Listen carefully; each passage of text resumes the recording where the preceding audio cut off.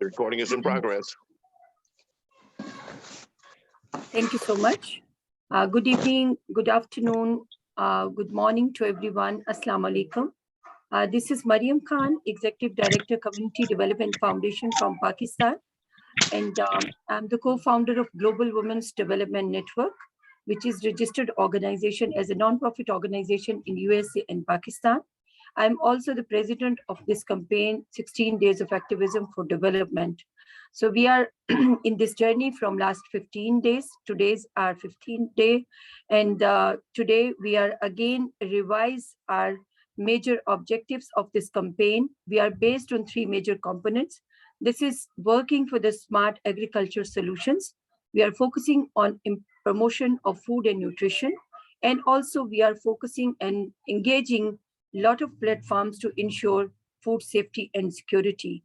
And the purpose of, main purpose of this campaign is with the collaboration of all available members, partners, speakers, and everyone, all audience which are joining us from various platforms in this throughout this campaign.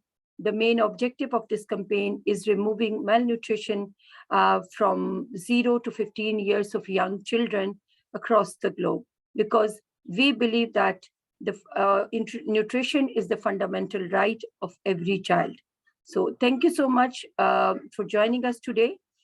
Today is a special day, special focus from our South Africa's team under the great leadership of our Goodwill Ambassador, Princess Seppi. Princess Seppi is working with this platform from last 2 years, and she established not only the AHIABGA-TV platform, this is International Indigenous Women's State Conference, as a core team member, and she's elected member of as a Goodwill Ambassador from this platform. And then she is the core team member of Global Women's Development Network, and she's the core chief organizer also of this campaign. This is 16 Days of Activism for Development.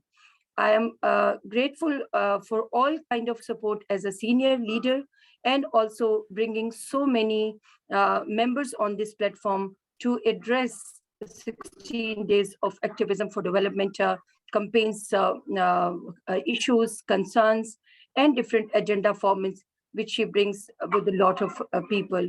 Thank you so much, ma'am, for your all kind of support, not only on this campaign, even you are, supporting us from last 2 years continuously.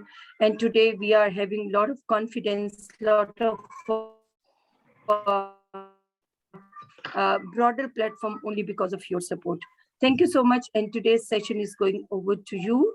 And we are all, watching your wonderful work, your wonderful panel, and also the brilliant speakers from your side. Thank you so much. Great stuff. Thank you so much, Miriam. Thank you to Prince Andrew. And good evening, good morning, good afternoon to everybody. And thank you so much to the team that has raised their hand to say we will carry the flag of South Africa.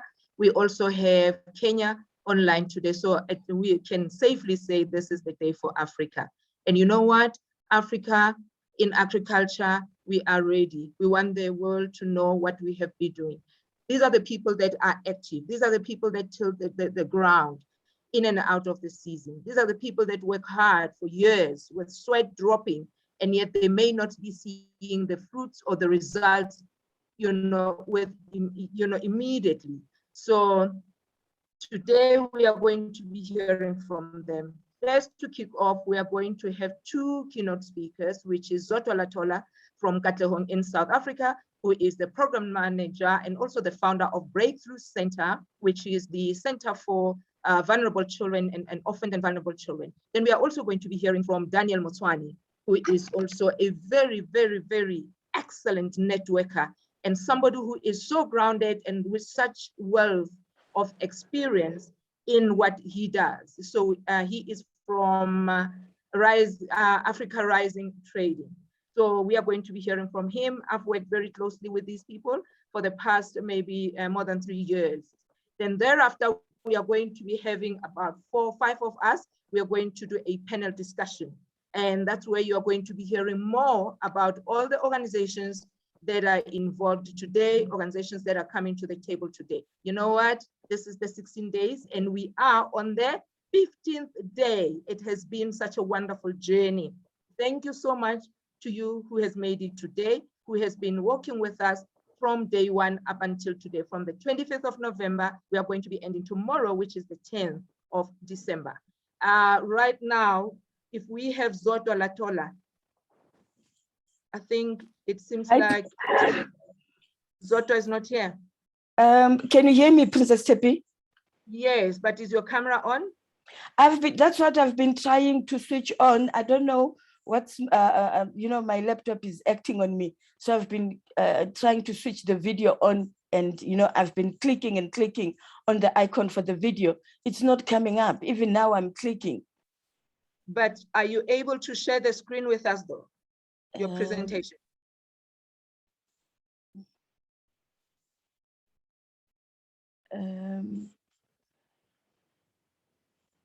Is somebody near you that can just help you so that you relax and work it? What? Let me see. There's a green button that says share screen. I've clicked that one. We are not seeing anything yet. I'm not sure if the video is not on, if it will be able to share screen. You know what? I will help you.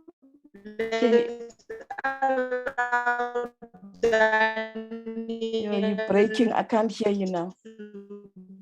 Present while we are helping you on the side. Daniel, can anybody hear me? Yes. Miriam, can you hear me? Yes, I can. Can anybody hear me? Now we can. While I help Zoto. Yes, you can go. This is Daniel Motswane, so you can go on, share the screen. I will be helping Zoto to connect.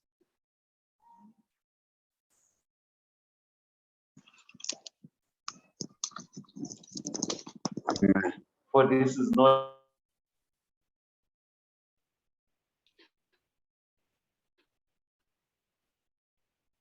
Do you want me to go on?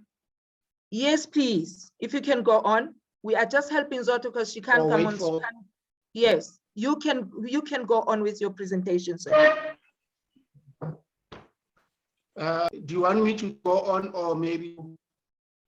No. Can you please go on, Daniel? Can you please present first? I'll be helping Zoto on the side. Okay, thank you then so go much. Ahead. Thank you so much.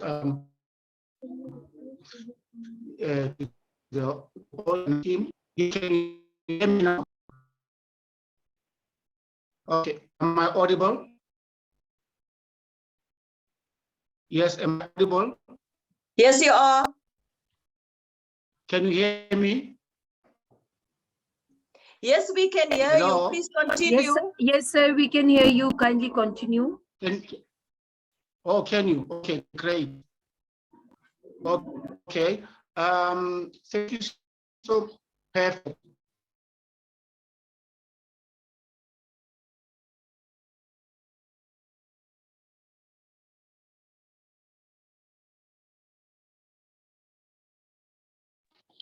Sir, I'm sorry we are unable to hear you. It will be necessary for another speaker to proceed unless you can clarify your audio challenges. Okay, so I was kicked. Yes, I was.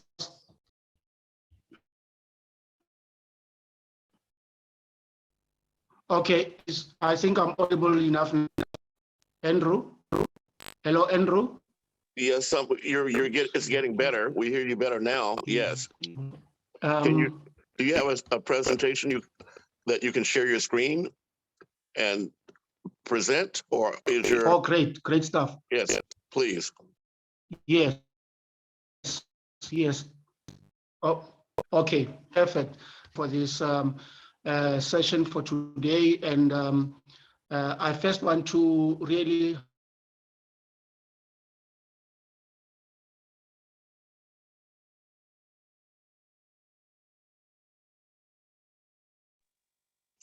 Daniel, your voice Sir, we can't disappeared hear again. you properly.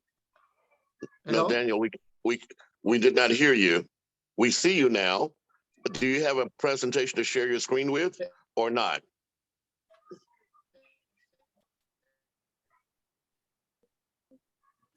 It seems as though Daniel may be frozen. Princess Seppi, I know you're helping someone else, Okay. but perhaps we're at the mercy of the technology. Yes, my presentation is up. Can you see my presentation? Yes, sir, you can share your screen, then we can see your presentation from your screen. Can you see? No, Yeah, can you see my not yet. presentation? Not yet. You have to share your screen. We do not see your screen. Okay.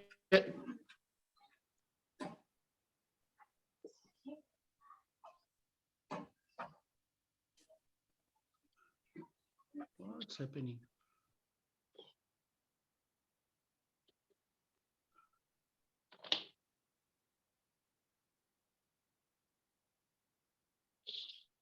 So this is the green button on your screen. When you open the Zoom, it's close to chat. It's close to chat button is your share screen and the green button.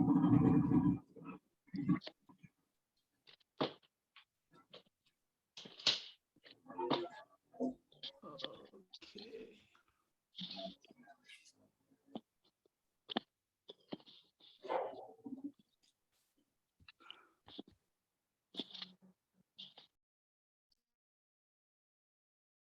Yes, I can see my screen.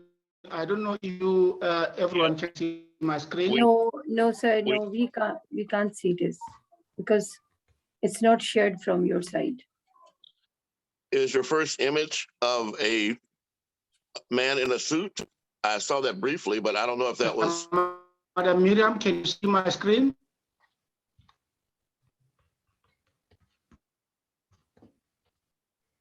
No.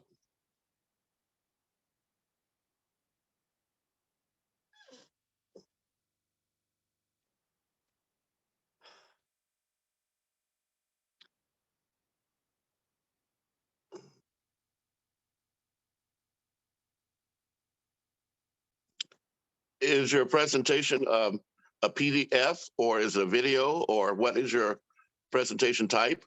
Perhaps you could share it on WhatsApp to Princess Seppi or one of us, and we can share it for you.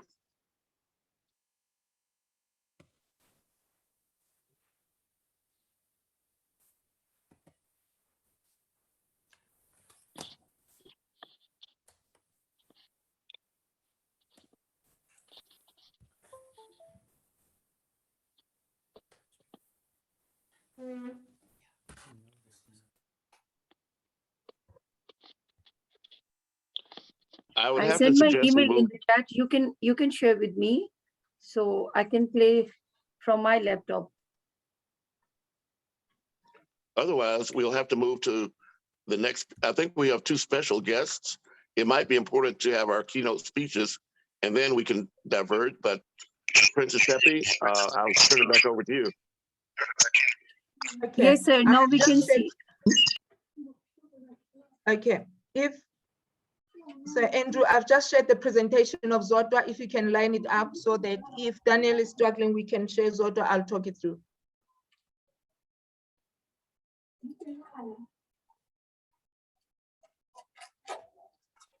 Daniel, you can send your presentation on the WhatsApp group. Then we will stream it for you. Okay, fine. Let me do that now. Right. Miriam, you have.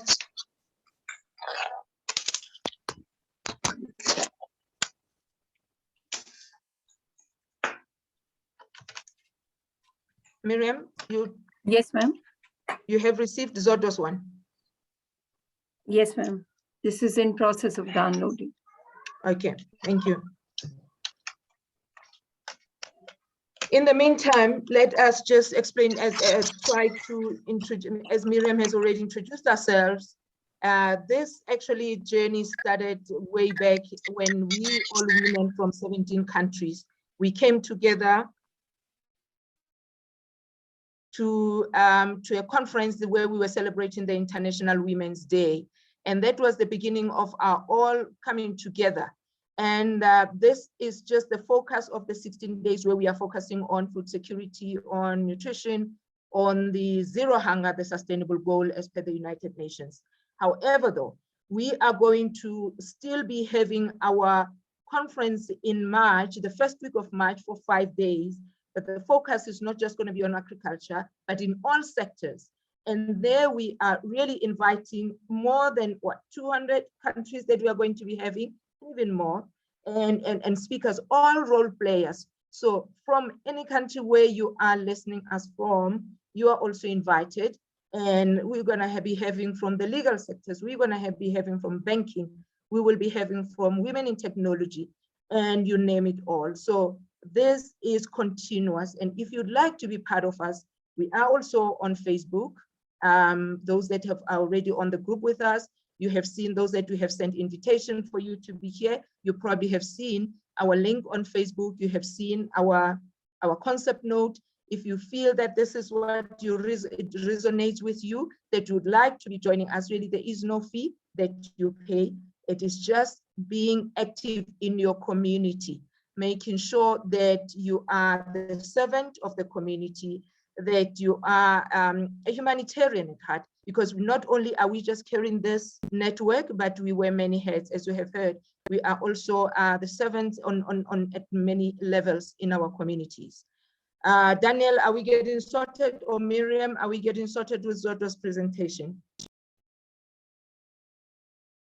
So that's just who we are. This is where we started. There is the basis, there is the foundation, and the journey is still continuous. We would like you to come on board with your own organization. On the board where Miriam is sitting, these are all the organizations that have partnered with us for these 16 days. These are the organizations that are involved, actively involved in agricultural activities, farming, or any other way, whether it's pharmaceutical as well, whether it's medicinal products or helping.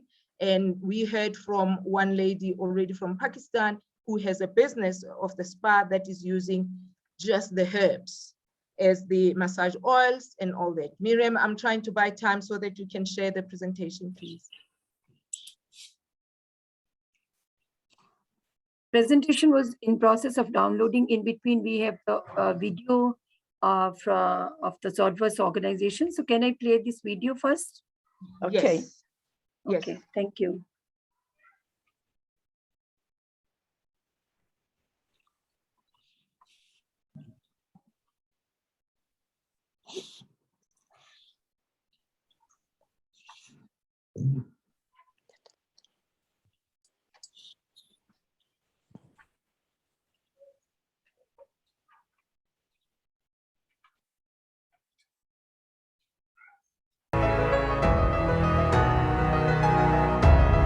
Can you please see the screen?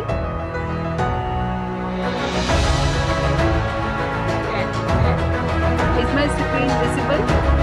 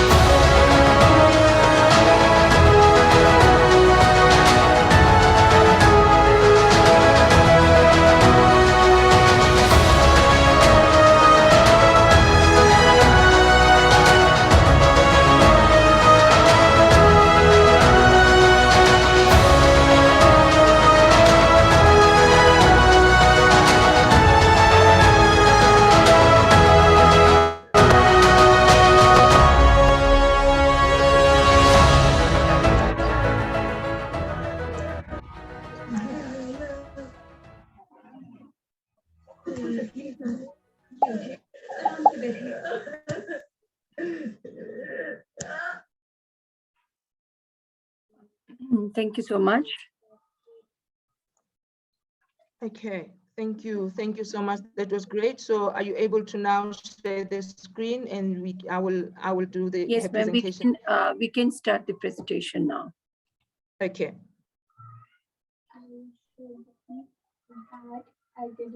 Zodwa, Hello.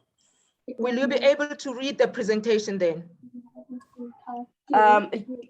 Yes, will you be sharing it on the screen? Yes. It's fine. Yes, Okay, we no, will that's share. fine. Yeah. Miriam will share for you. Okay. All right. You can start. Okay, thank you very much. And I just want to apologize for the delay and, for all the things that were happening, in terms of connecting. I really apologize, Princess Tepi, Mariam, and to everyone, I really apologize. Good afternoon. No problem, ma'am. Thank you. Good afternoon. My name is Zodwa Latola, and I'm the program director and the founder of the organization called Breakthrough Center, which is in South Africa. Now, just a little bit about Breakthrough Center. We are an NPO, a non-profit organization, and we also have a public benefit organization status. And we comply, to all the rules and regulations as per requirement, for NPOs. And next slide. Our organization, we became a formal NPO in 2005. And when we started by focusing on orphaned vulnerable children. And because there was a high stigma and, and the negative impact that HIV and AIDS had on marginalized communities.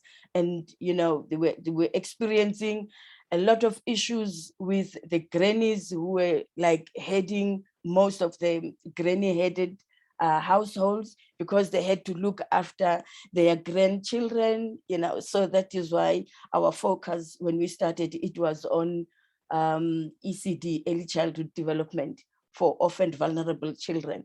More so because, children with who had HIV and AIDS, they were really struggling in terms of getting admitted into ECD programs because of the stigma. And then the organization, was growing. You can go on to the next slide, Mariam.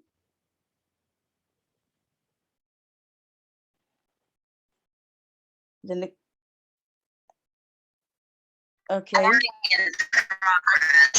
All right.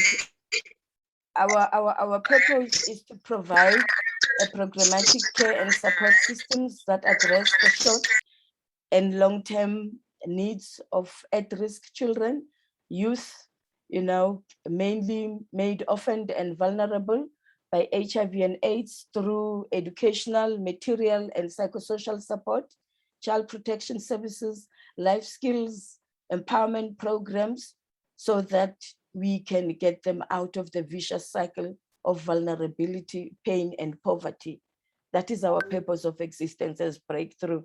Now, our services, they focus on psychosocial support, educational support, which is your after-school care program, the life skills program, the poverty eradication through food parcels distribution, activities on gender-based violence, social and behavior change programs, social mobilization, whereby we do HIV and AIDS education and prevention awareness campaigns, also lobbying and advocating for women and children. And lately, we have added the Women Empowerment Program.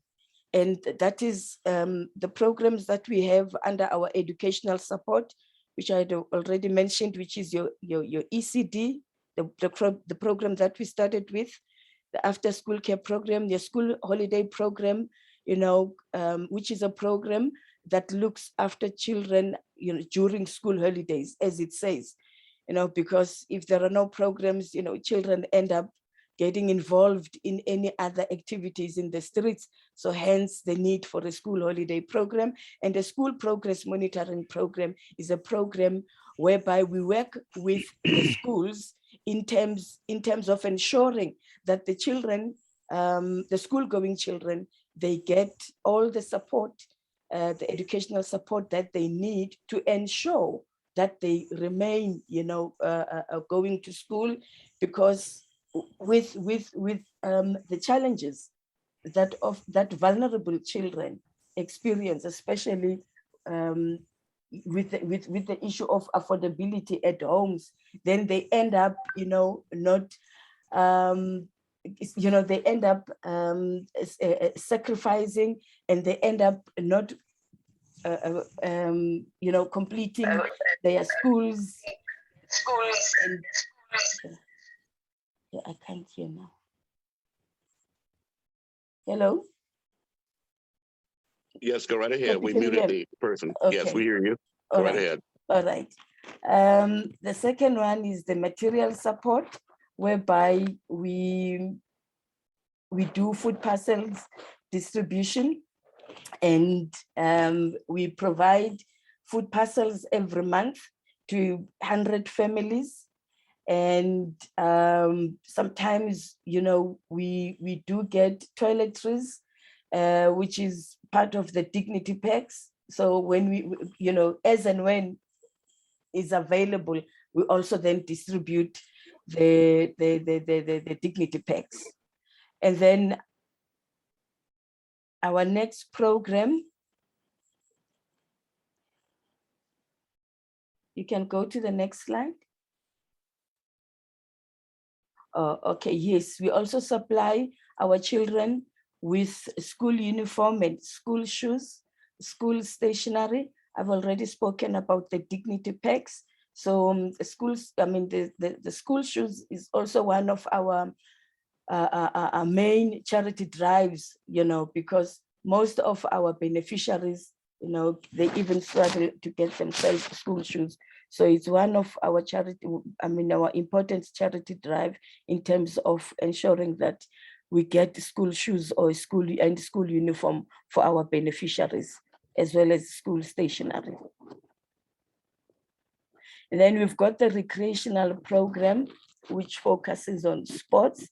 As an organization that is providing psychosocial support services, we have realized that recreational programs are very important, and they are very, they play a very effective role in providing therapy for our beneficiaries, especially children, because with children, the most out of communication with children, it's through play. So recreational programs, they're very effective in terms of reaching out to our child beneficiaries.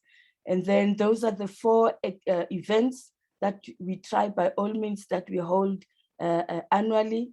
We have our sports. With COVID, we haven't been able to do the sports and music. And in June, we normally celebrate our youth events. And then in September, it's the Indigenous Games. And then in December, it's the street carnival for social cohesion. And the challenges there is, it's the issue of financial constraints. So when we don't have enough funds, then you find that now we can't do some of the events, but those are our standing events. And then the next slide.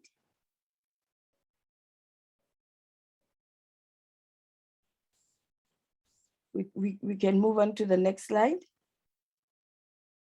Okay, with our social mobilization, it's HIV and AIDS education and prevention awareness campaigns, whereby we address the fear of HIV testing, the stigma, the treatment defaulting, and also the 1990 strategy, whereby which is the national strategy, whereby our country says, you know, by 2030, and now anyway it has moved to 95%.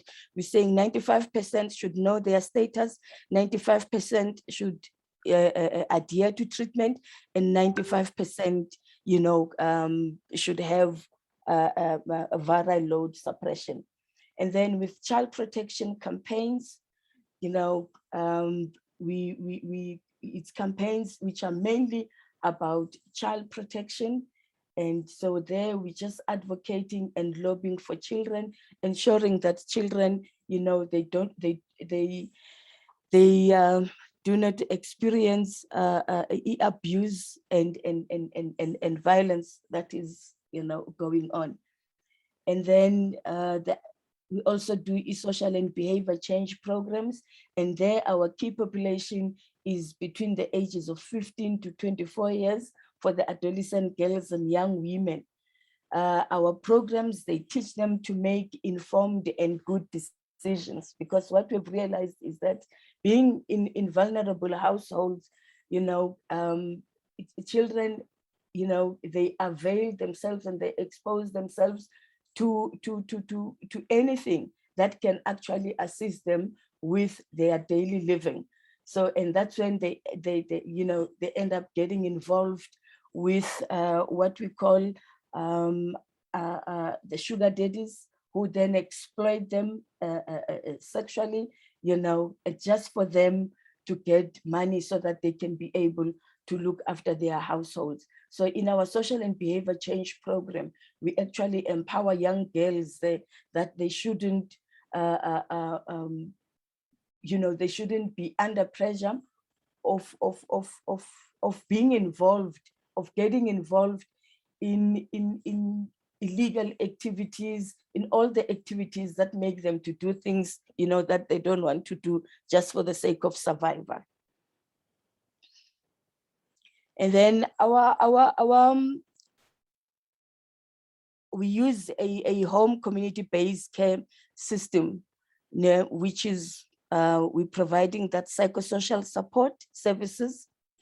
And then in the under psychosocial support, we identify, it's the identification of risks and vulnerability for an early intervention. We do needs assessment using a strength-based approach, early childhood household stimulation, implementation of individual and family care plans to build resilience and to reduce vulnerability. We provide lay counseling. We also establish support clubs for people living with HIV, also support clubs for substance and alcohol abusers. We also established the childcare forums and the youth clubs. The challenge is there with, you know, the support groups and the clubs is the lack of food and refreshments during the sessions. So, you know, because we're working with vulnerable communities, so most of the people anyway, when they come to the center, the important thing for them is to get food. So when we don't have food, then it becomes a serious challenge. Hence, you know, the reason why we are now focusing on sustainable livelihood, where we are teaching our community, you know, not to rely that much on the food parcels. Yes, the food parcels are important, but it is important now for them to be able to stand up for themselves, you know, and to be able to identify the skills and the abilities that are within the community, that are within themselves, that we can use, because every person has a yard, and in the yard a person can put up a food garden. Hence, then we started the Women Empowerment Program. And the reason we started our Women Empowerment program was that, Miriam, Next slide. We have seen how women are at the receiving end of all forms of abuse and are heavily burdened with the responsibility to bring normality in living under appalling conditions. And also, our work is to address the pandemic of domestic and gender-based violence, urban hunger, and unemployment, which have been exacerbated by the restrictions and the impact of COVID-19 regulations in our communities.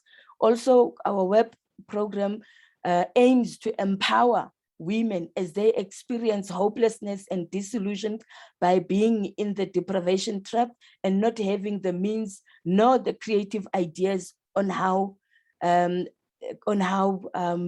poverty challenges can be addressed in their households. Also to facilitate, we're facilitating skills training for women on urban farming and food gardening in order to enhance sustainability in the households. We also do skills training workshops which assist and support the trained women in establishing and maintaining cooperatives for commercial arts and craft and agricultural projects such as your food garden or planting and animal farming. And we also want to address violence that women experience socially and economically due to gender inequality. Also, our activities want to increase the awareness of women, especially illiterate women, of their contribution and assistance in the global economy, because women have been made to lack the understanding of the importance of their contribution in the economy. Women like to see that through their micro-participation, they've been able to improve the economic conditions of their families, communities, and their countries. Furthermore, our activities are a response to the capacity building needs of women to address their skills development, as it is a factor that contributes to domestic violence due to the long-held belief that women must rely on men for financial support. And also the awareness and behavior change activities educate and empower women and the communities in addressing gender-based violence by unpacking the prevalent social ills in the communities. So hence now with we're looking into food gardens for sustainable livelihood. We have done trainings. We have trained women in our community, especially illiterate women. As I was saying that, you know, due to gender inequality, you know, women have, you know, they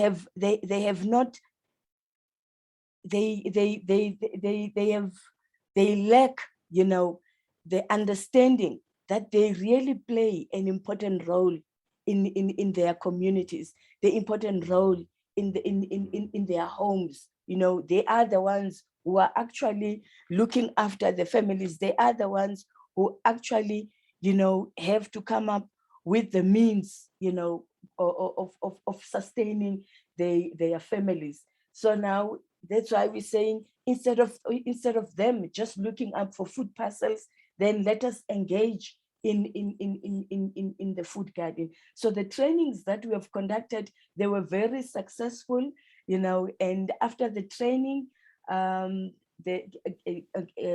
the training on basic business skills, then we assist them in putting up the cooperatives. Then, you know, with the cooperatives, that is really going to grow our program of the food gardens and ensuring that, you know, we get assistance even from our Department of Agriculture, so that our food garden program can grow. As you can see on that picture, that is some of the women that we are working with in our project, and that is the yard at our center that we are using for the planting that we're doing.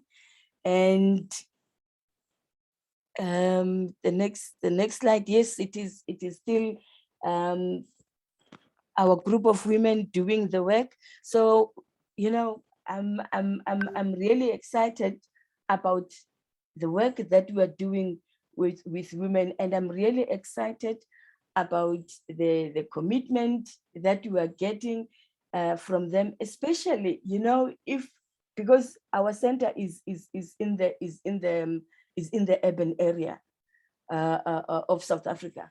So the issue of food gardening was not that much of a focus, because, you know, it was all the time the issue of food parcels. But now with COVID-19, you know, we have learned the importance of really healthy living. We have also learned, you know, at using the things that are at our disposal, like our yard. That is what we are encouraging our communities, that, you know, every person has some space at the backyard, and, you know, in that space you can do the planting, you know, and out of that planting, you know, the family will be able to have access to healthy vegetables, you know, that they can have without spending any money.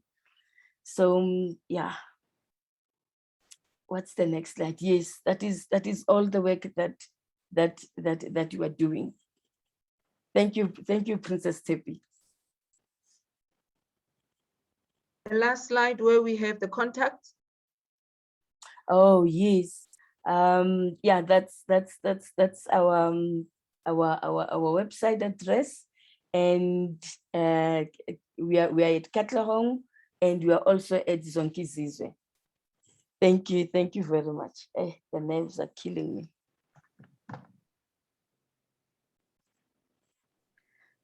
Right, thank you. That ultimately, you know, prayer helps, not sometimes, all the time. We have managed to be able to go through this powerful presentation, and now we will be able to take, Zodwa, I'm hoping you have your pen and the book, take down the questions, and then be able to answer them. So in taking them down while you are listening to others, it gives us the time to really formulate them in your mind and know how to package your answers. So we may have the interactions from the floor, good people. Anybody who wants to interact, who wants to ask questions, who wants to comment. And thank you so much for the comments. I see the chat is a buzz. So you may raise the hand so that Zodwa is here to speak to us. The reason I was saying can be able, I think you have seen, even if I may also just a little bit bask in her glory, is that I'm the chairperson of this organization as well. So this is the work that we have been doing, and we would like to replicate it into the whole continent and whole 9 provinces of South Africa. Yes, Joe. Good afternoon, good morning, ma'am. Hey, good morning, good afternoon, good evening, everyone. So great presentation. I have a couple of questions, but I'll just ask one for now. The gist of the presentation was to get women to grow food in their backyards. But one of the slides says moving women to sustainable livelihoods. Do you have a plan for that? Because there's one thing about nourishing yourself, is another thing to having an economic livelihood. Okay, did you get that, Zodwa? Yes, do we have a plan on how to move women to sustainable livelihood? That is Joan. The second question, Emil. Emil, please unmute yourself and ask. Thank you very much. As I said, my name's Emil, and I would like to ask, because you want to create sustainability, how do you involve, again, the private sector in this type of services that you are giving? Thank you.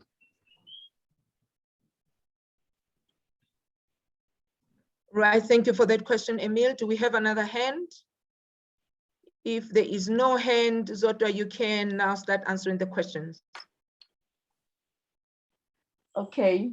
In terms of the plan to move women to sustainable livelihood, hence we have started the Women Empowerment Program.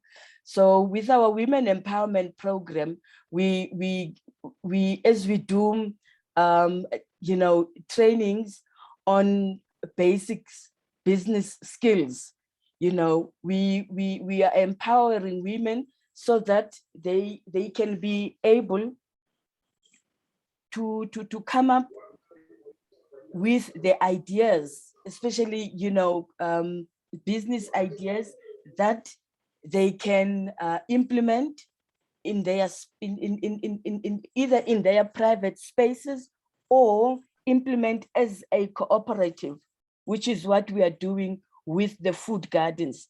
So when we bring them together as a team, then we also register them as a cooperative, so that then they can be involved in planting, in bigger numbers, not only at the backyard, at their individual backyards. So that is one of the plan. And also we have also the other groups that are involved in arts and crafts. So that is what our basic business skills are actually empowering the women, and to give them the understanding that once they come together and they implement their ideas, they should now not only take them as take them as as a person, as an individual, or as a personal what can I say, business, but they should take it as a business that needs to be grown as to be grown as a team, and they should apply the business knowledge which can make the cooperative and their teams to grow. That is the plan that we having with sustainable livelihood, because we have seen that if we cannot encourage the issue of just receiving the food parcels, they really do not are not sustainable. But once they set up their own projects, then they'll be able to sustain themselves. I don't know if I've answered you, Joan. And then the second one, which says, how do we involve the private sector? We all the time, we write proposals.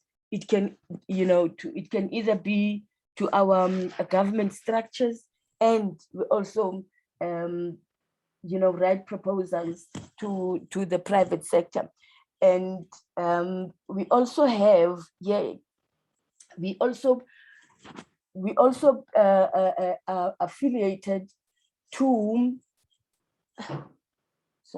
we are also affiliated to a forum whereby it's a forum whereby it has brought together civil society, the government, and private sector.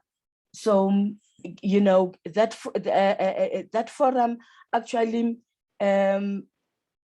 provides us as civil society with a platform where we can where we can be able to access private sector, because most of the time as civil society organizations, we come across a lot of challenges in terms of reaching out to the private sector.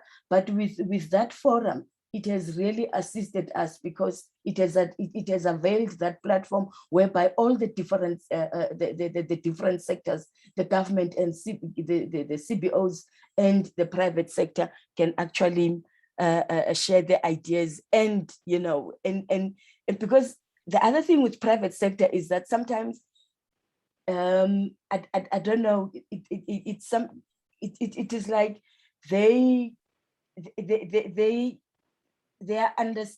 their way of operating they sort of view civil society operations in a different manner, in a manner that sometimes they don't see the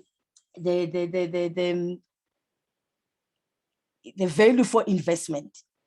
That's that is sometimes a challenge. But with this platform that is created by the forum, it makes the private sector to understand the work that is done by civil society, and it makes the private sector to understand the importance of their contribution into the work that we're doing. Because anyway, civil society without private sector, we can't go that much further. So we need their contribution, we need their participation. So that is how we involve the private sector, although there's still a lot of work that has to be done in terms of getting the private sector. But at least, we are getting there. Right. Thank you. Joan has got a follow-up question. Great. Well, I'd like to talk to you in more details, but I just want to, I'm trying to have a picture in my head about how it works. The pictures of the women in the field. So, can you hear me okay? Yes. In the field, how big is that land? And is that the cooperative? And the second part of the question is your organization only supporting a cooperative business model? Okay, thanks, John. It is not that it is big, but for starters, it is big. But we're looking into growing, and we have already started talking with one of the councillors in one of the wards in terms of assisting us with the land that we can use, because being in the urban area, it is the one thing that we've got to do. You can't just set up a project without communicating, without involving the ward councillors where you are operating. So that's so as soon once we've gone through that, and then the councillor would say, okay, you can use that area, and so and the other land that we can use is like on the outskirts of the location. So we can also use that land, but which is property that is belonging to the government, and we can use it while they are not using it. So, but we must all the time get the approval from the ward councillors. Right. What was the second question, Princess Tepi? It was just Joan. That's for Joan. Just Joan, are you answered? Yeah, no, it's good. I'm just trying to get a picture of the other question was the business model as a cooperative. Oh, yes. We're using the cooperatives model at the moment, and also that is a model which is actually promoted and encouraged by our Department of Agriculture, that we must use the cooperative model. And then in that way, once we register our teams using that model, and then the Department of Agriculture is also able to assist us. So yes, we're using the cooperative model.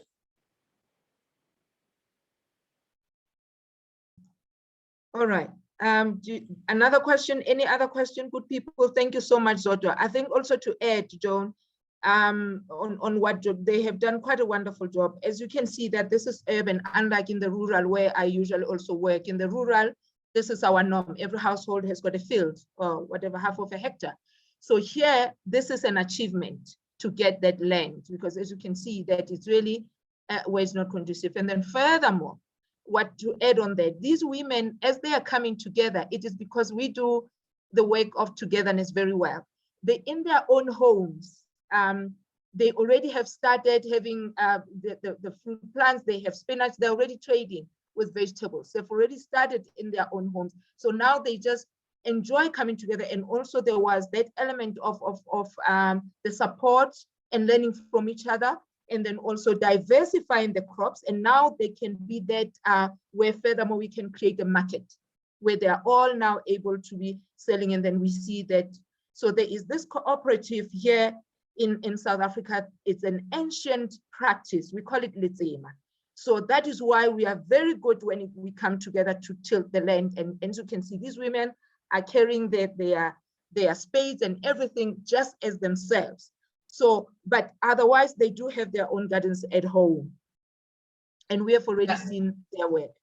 Yeah, I just want to say that that's actually what our Victory Garden is about, is to promote people growing in their backyard and then having an economic model. So it's like perfect. Yes, yes, yes. I knew where you were coming from. So I wanted to satisfy that that question to qualify that she is, you know, we do have that. And then, so there's more that you will be seeing. Now we were just giving what has already been done, not that we will, you know, knowing that we have Joan on the platform, we needed to put it that way. But thank you so much, Zotwa. And are we now ready? If there is no other question, Susan. Zotwa, are you there? I'm here. Yes, I'm here. Yeah, Susan, you can ask Zotwa is here listening. Yeah, that's a brilliant organization. And from Kenya, I would like to ask a question, Princess Chepi. How long do you support the women? I mean, after you have given them the aid, or you have shown them how to get an income, how long do you stop supporting the old ones and go look for the new ones? That is one question. And the second question is, when did you start your organization? Okay, Zoto can answer that. Okay, I'll start with the second. Yeah, yeah. Okay, I'll start with the second one. We started the organization in 2002, and then we got registered in 2005. But when we started, then our focus was on orphaned and vulnerable children. It is with time, you know, as we providing sorry, as we providing services to children, that we have grown our services, because with the needs that come out from the households. Hence now we are doing empowerment programs for women and youth. So now with the first question, which is how long do we take? Okay, what we do with the cooperative, once we have assisted the team to register, we continue supporting them up until they are able to run the team by themselves. Hence, the first thing that we start with them is to provide them with the training on basic business skills, so that they can be able, now once we let go, they'll be able to carry themselves. And the one thing that we keep with the groups is that it's your monthly support programs, you know, whereby, you know, we meet once a month, depending also with the need from the group. If they feel that they want to meet more than one, then that is also allowed. So yeah. Thank you. Thank you very much. Thank you very much. Thank you. Are you answered, Rose? Susan? Yes, I am. Thank you. Yes. Yes. Thank you so much. What we are promoting here is the women supporting each other, organizations coming together. I have my own NPO, nonprofit making, and yet I'm able to go and help others because we bring in the different skills and different expertise. That is exactly what I'm trying to put across, to say we work together, we do well when we work together, bringing all those different skills and different expertise. So it is also, as you can see, the organization started then and the focus was here, but now in the NPO space, we have noticed that there is lack of, you find that the NPO has been existing for 40 years, but focusing only on one angle that they were registered many years ago on. We need to let the vision pull us up, let the vision expand. That's how the corporate works. That's how entrepreneurship works. So that's what we are learning, and we are also teaching one another. With the rising also of the how do I say, the academics that are now involved in social entrepreneurship, with the rising now of the different expertise, really, so that it's not just a passion, but passion, yes, is the main, but now you are bringing in expertise, you are bringing in to say, the visionary, let the vision expand, let the vision carry on evolving, even with times. Now, when you are speaking about a child, you cannot leave the mother outside. You need to include the mother, you need to involve the mother. And then that household, it will be healthy, that community will be healthier, the nation will be healthiest. Thank you. Now my passion is coming up. Thank you. Is there any other question? Daniel, are you getting ready? We're buying time for you, my brother. Daniel and Sir Andrew, are we trying to sort ourselves out? Yes, I'm ready. Okay. Zodwa, we would like to say thank you so much for allowing yourself to come and do what our program managers, this is not what they do daily. They are on the ground, they don't do the speaking, but you allowed yourself to be uncomfortable, for us to put you on the hot seat, and you did very well. I would like to encourage you. I would like to say I applaud you for allowing and agreeing.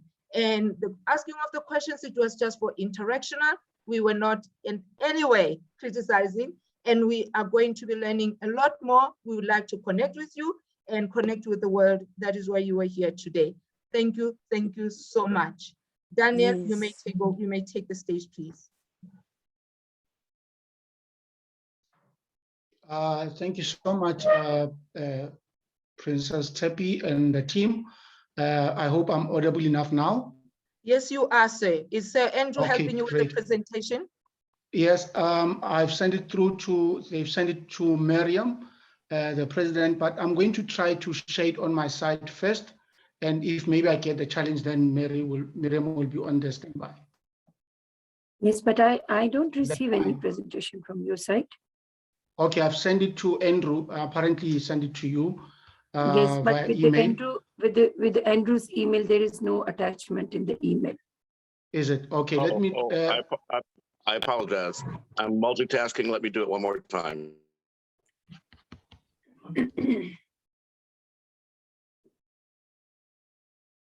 I've started screen sharing. Is it showing now? Yes, sir. It should be. Yes, thank you. Yeah, okay.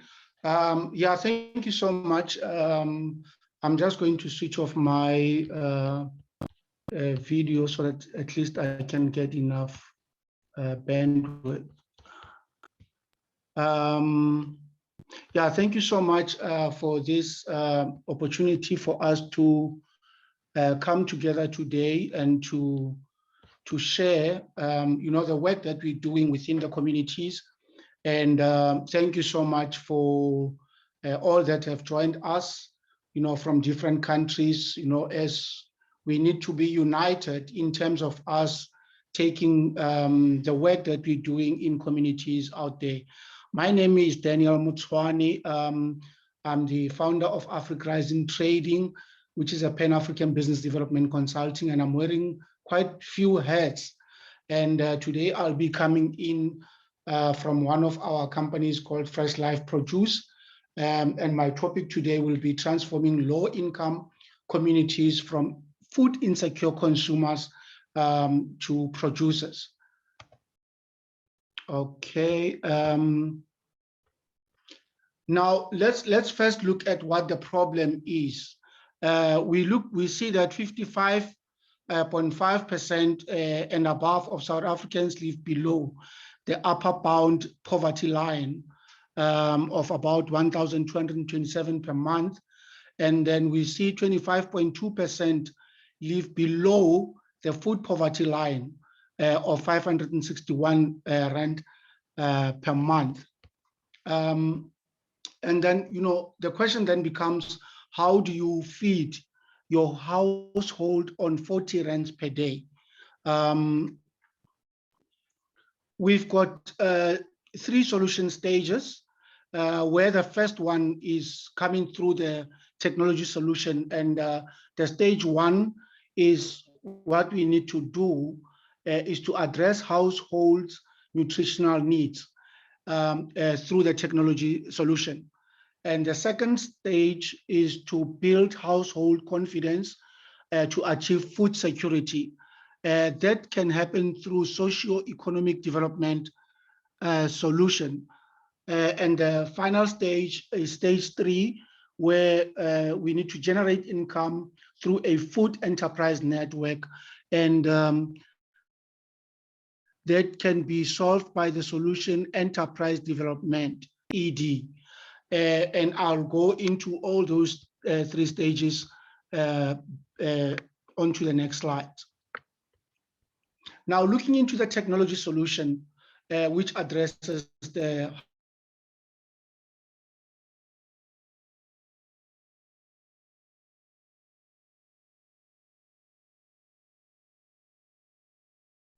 We lost your audio. Please try again.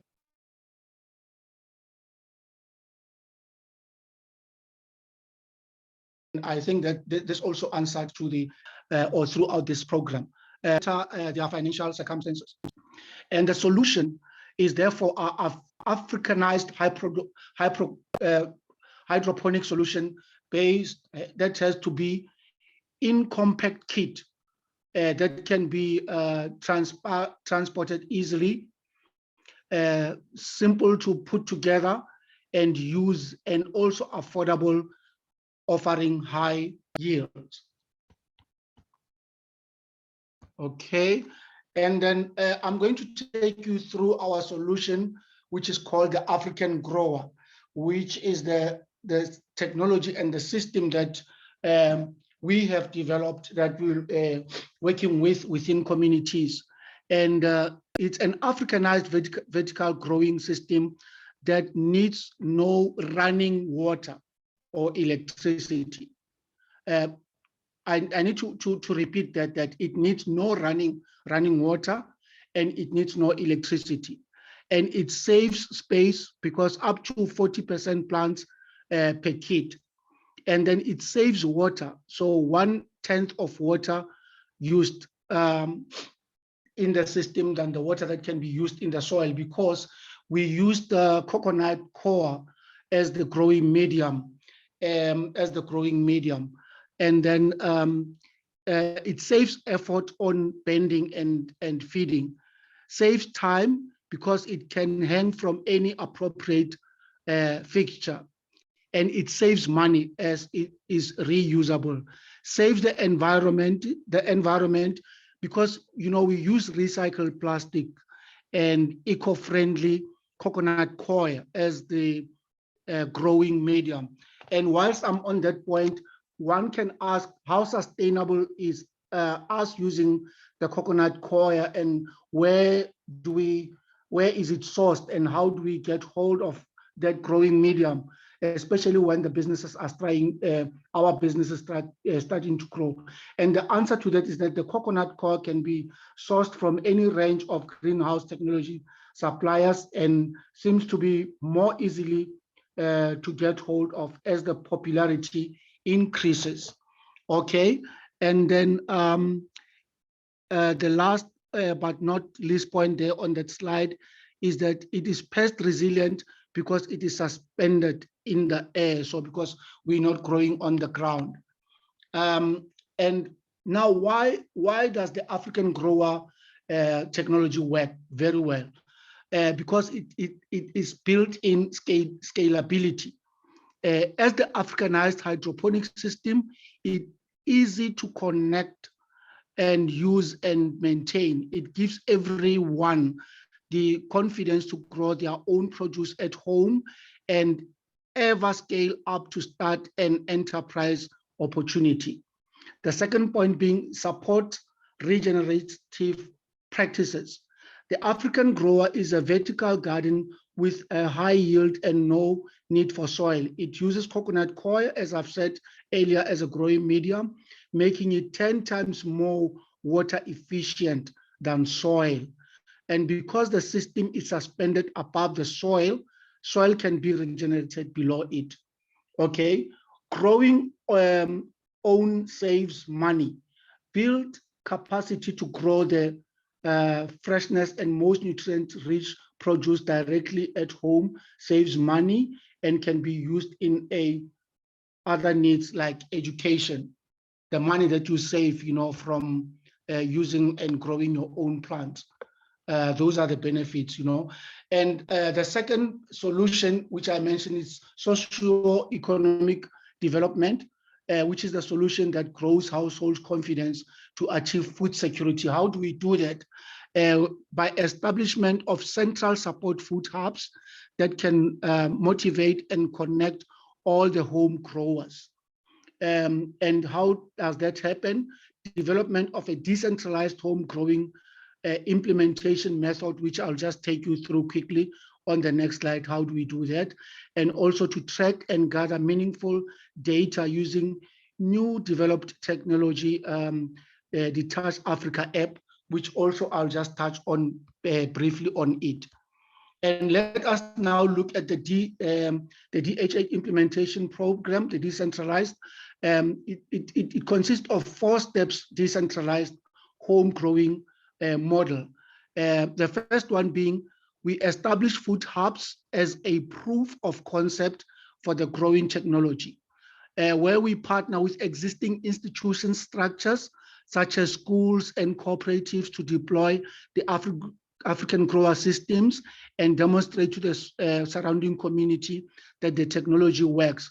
Whilst I'm still on that point, we also speak to like your psychiatric hospitals, where we go there and set up this African grower system to use it as some of the healing process techniques.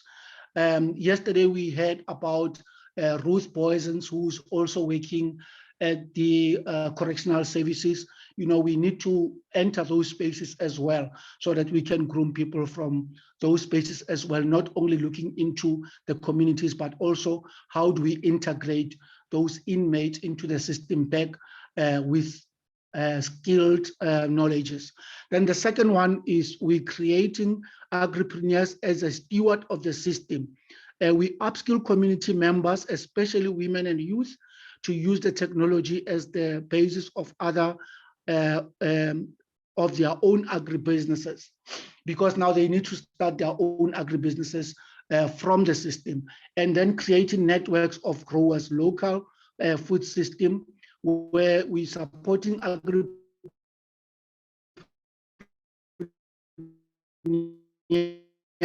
to spread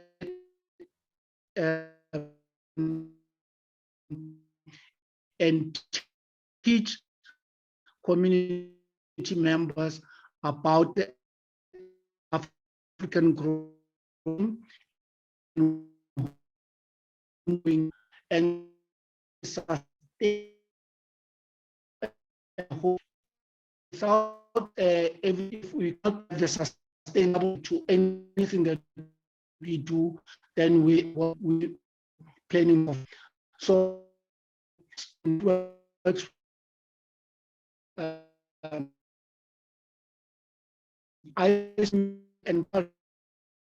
to sustain the human and find ways to create opportunities.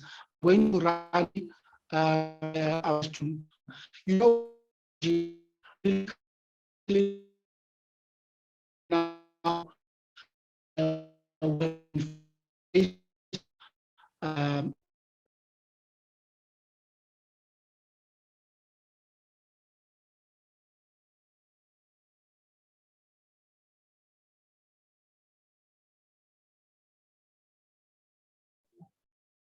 We again lost your voice. We can't hear you. We lost Daniel completely. So in the meantime, maybe just run while I go check on him, the presentation that you have, Miriam. Okay. I Oh, think I got disconnected a little bit there. okay, thank you. Yes, I think I got a bit disconnected. And let me just, as I was saying that I need to rush quickly to that slide of the Touch Africa, where we're providing the capacity to gather meaningful data on households and individual level and remotely support food hubs and home grower networks with accurate and usable and quality information. There's a complete presentation that I can do on that app, but I'm just going to go on to the next slide quickly. Then the last solution that we provide is the holistic enterprise development solution, where we generating income through food enterprise networks, where we enable food hubs to reach internal and external markets. And how we do that is that by assisting food hubs to add agri-processing capacity, like some of our growers that are growing chilies and processing it into chili sauce, and enabling food hubs to buy back surplus produce from the network of home growers and converting the produce into a valuable added marketable product, as I've just mentioned. And that is just the summary of all those three stages that I've just alluded to. And that's briefly how the home grower system looks like on a greenhouse. Who do we serve? We serve households, low-income communities that have become powerless consumers, and also organize those funding community upliftment projects that promote socio-economic development and enterprise development, and also looking to take back control by becoming producers of their own food and generate income by working together. And that is by specifically addressing the systematic evolution from the nutrition of food security to enterprise development. I'll just show the partners who trust us to serve them. And as you can see on those slides, we've got Food Lovers Market, Mr. Price Foundation, and those other organizations that have really worked with us. The Western Cape government has been very good as well, working with us on this and supporting the programs, this program and the system that we're using. And there's different success stories that we can share from the fresh produce, live produce, which is on that slide. I can go through all of those. The one that is maybe interesting that I can go into is we won the 2020 UNCDP to cultivate competition to transfer and the technology and application approach to Uruguay. So you can see that our system, is already known in other countries as well, like Lesotho. We have also set up there through the Mr. Price Foundation. And as I can show some of the projects or the impact that the system has done, over 1,596 African growers used in projects based in underprivileged communities.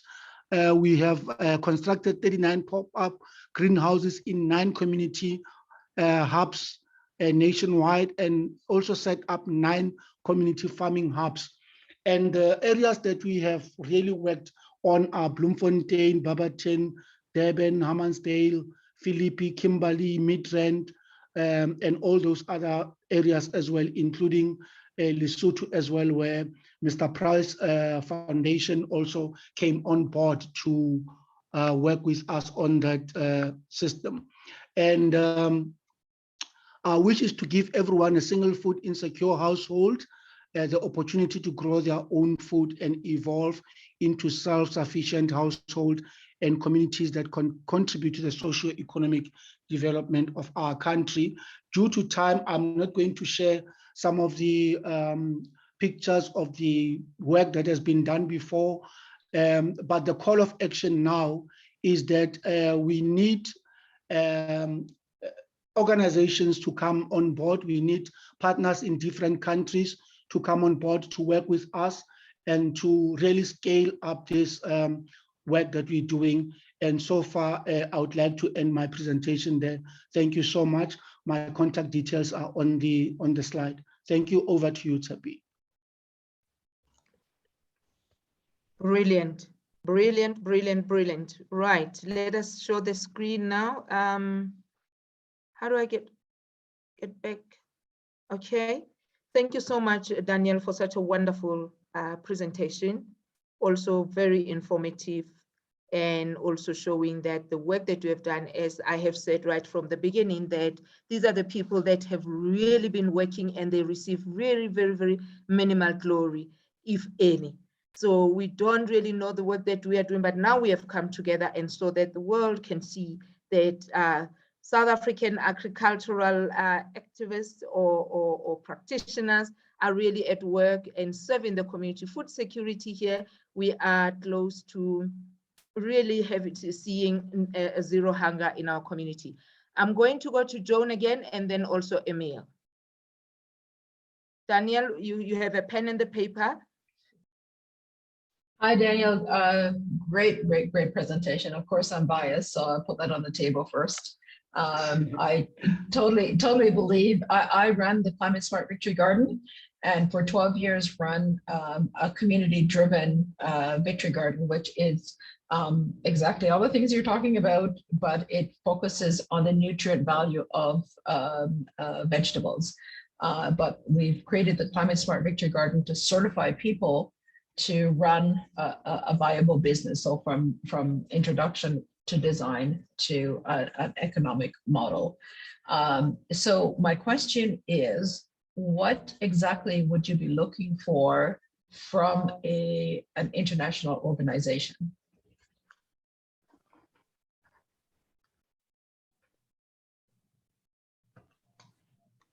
Okay, noted.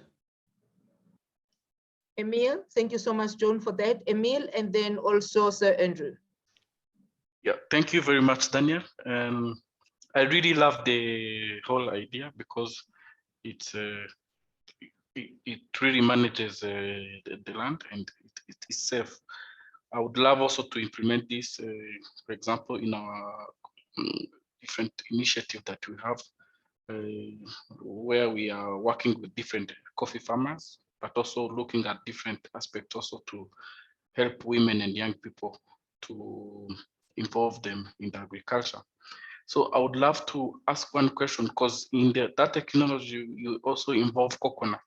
And like in our case in Rwanda, we don't have coconuts. So what will be other alternatives that can really be involved so that we create the same technology? Thank you.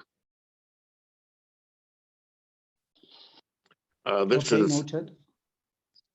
is Andrew Williams Jr. from Los Angeles.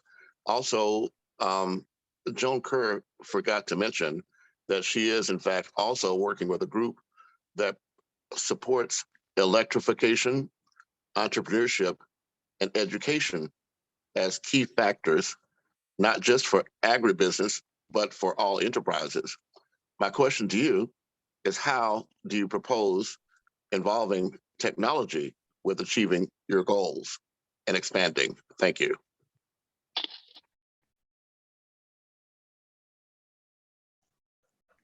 All right. I think I don't see any other hand, Daniel, so you can now start answering your questions. Okay, thank you so much, Dawn, and also for the brilliant work that you're doing, and also for raising your hand in terms of building communities, not only in your area, but also in Africa. Your question is what we'll be looking in, from an international organization. Partnerships, what we're really looking for from international organizations. We look to partner with organizations so that we can transfer skill and we can upscale our technology to different countries. and we also looking at funding models that can come in, especially, you know, on enterprise development, you know, international organizations that can adopt communities within rural areas, because we've managed to handle those donations or donors, international donors that came on board to say we adopt a certain community in a rural area where we need you to train them and to give them support in terms of the work that you're doing. So basically, that's what we're looking in from international organizations. And with the question to Emil, by the way, Emil is joining us from Rwanda and is one of, you know, the colleagues that we're working with closely within the continent. And as I mentioned, that, you know, the coconut coir is basically the growing medium that we have adopted to use with our system, especially looking at that it saves quite a lot of water. And because our system you can only use like about 500 milliliters of water per pot of the growing system. So we will look maybe in the near future of the alternative thing, but then you can be rest assured that the cocoa coir can also be sent to you with the system when we send the system up there. And to Mr. Andrew, again, I also want to thank you for the work that you're doing, and also the impact that we're seeing through this program. Your question, I think, is based around technology. I'm not sure if I'll be able to really do justice to your question, but we have mentioned that, you know, we've got the Touch Africa app, which we are using as a technology that support our system and our technology, which works on desktop. It works on mobile devices as well. And, you know, it is a system where physical data is collected on the ground, and where it is then distributed to the food hubs, because the Touch Africa app is used mainly by the food hubs and not the individual home growers. So that's where the technology comes in the work that we are doing. Thank you, sir. Great work. Thank you so much. Joan has got another question for you, Daniel. Don't go away. Yeah. Hi, Daniel. So in the photos, what was showcased was a lot of greens in quotation. Are there any other products that you grow, or was that just a picture? And in terms of the data collection, what information are you collecting and how is it being used? Okay. I wanted to, no, not go there. I just wanted to show you how the full setup greenhouse is set, but then let me just save time and just go on to the question about... Daniel, if you haven't, show it. I'd rather us take the time while we have a global audience for you to share what you have, if you have it available. Let me, okay. Okay, I wanted to, let me try to look for that slide, but let me also answer that question that, you know, as I said, the Touch Africa app collects field data on agricultural production, as well as coaching and mentorship interaction. The data is then available through the web or internet portal for interrogation and to follow up actions. So it's basically more of the monitoring and evaluation app that we use, you know, to collect data. And screen, let me come here. I don't know why I can't go to the, I want to go to the previous, the other slide, because I also wanted to show how the technology works. Let me try to reach out to that.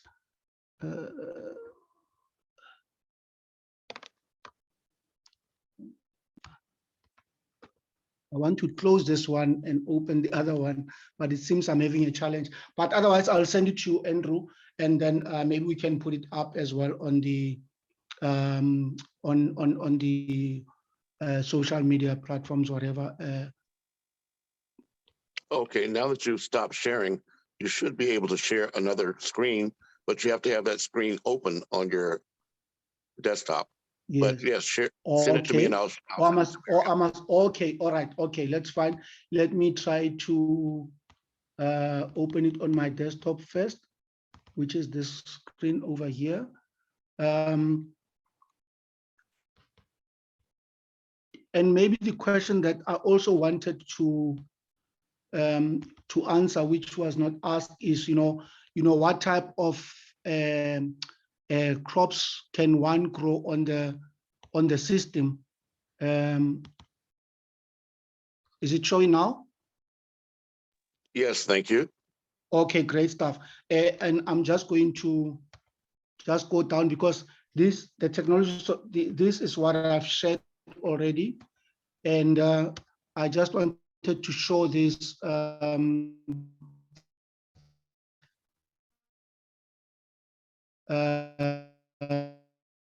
slide here, where the African grower has the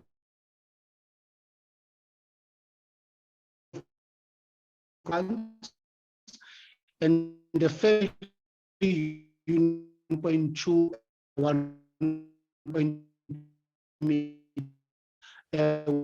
which has the capacity to grow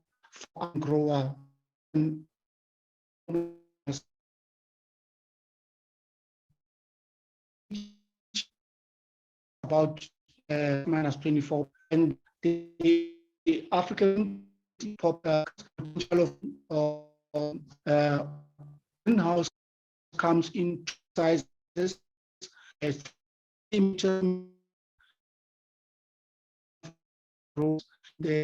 meter 4 meter potential for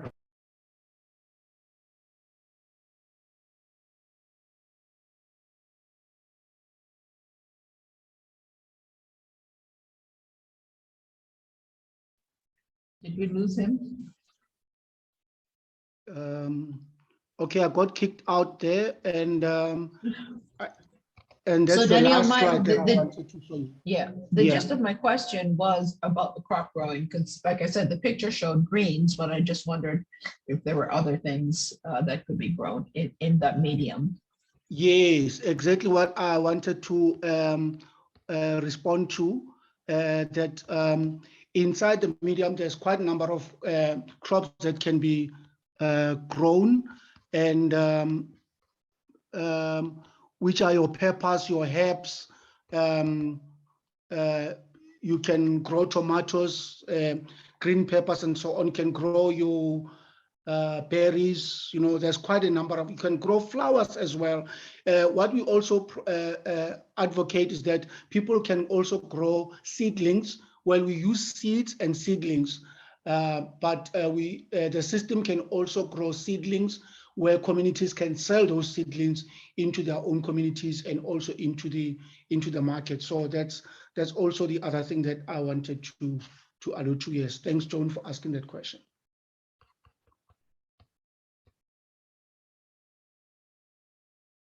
Okay, I think I'm done now with my presentation. Any further information I can reach on my email address and my contact numbers. Also, I'll drop them down again on the chat box, and then we can take our discussions further.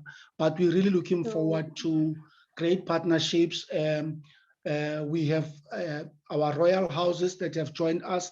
I've seen another Her Royal Highness from the Mabalstad area. I was at that community this past weekend. There's quite a lot of need within that community, and we would like, partners that can come on board and adopt communities such as those. Thank you so much, everyone. Thank you so much, sir. It's not a question from my side, Mariam. It's a comment, and also I want more information on this slide about generating income through a food enterprise network. So this program is much relevant to Community Development Foundation.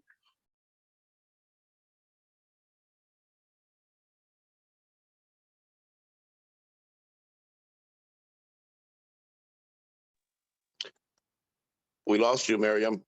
Say that again, please.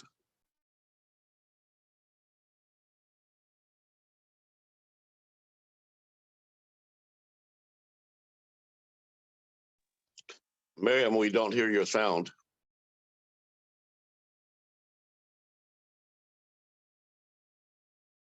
Princess Seppi, perhaps you could moderate in the meantime. Right.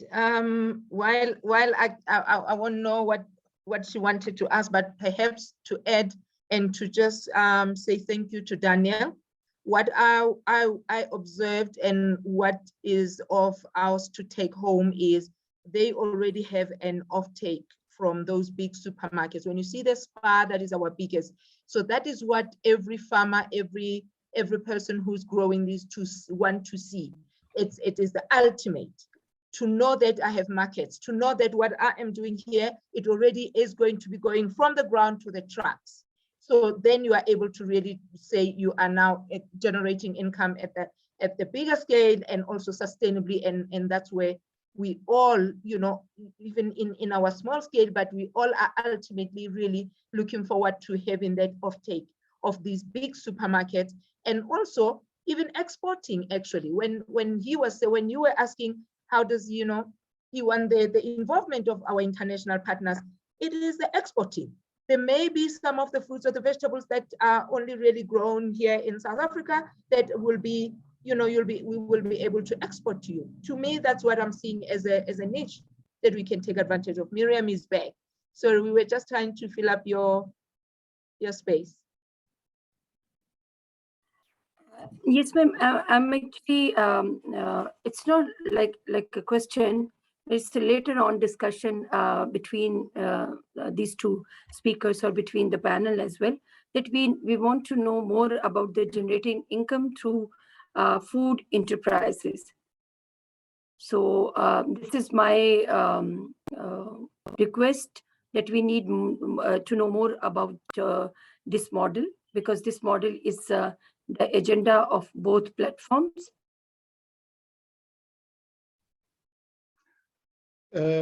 Yes, President Miriam, if agenda I can come of our 16 days of.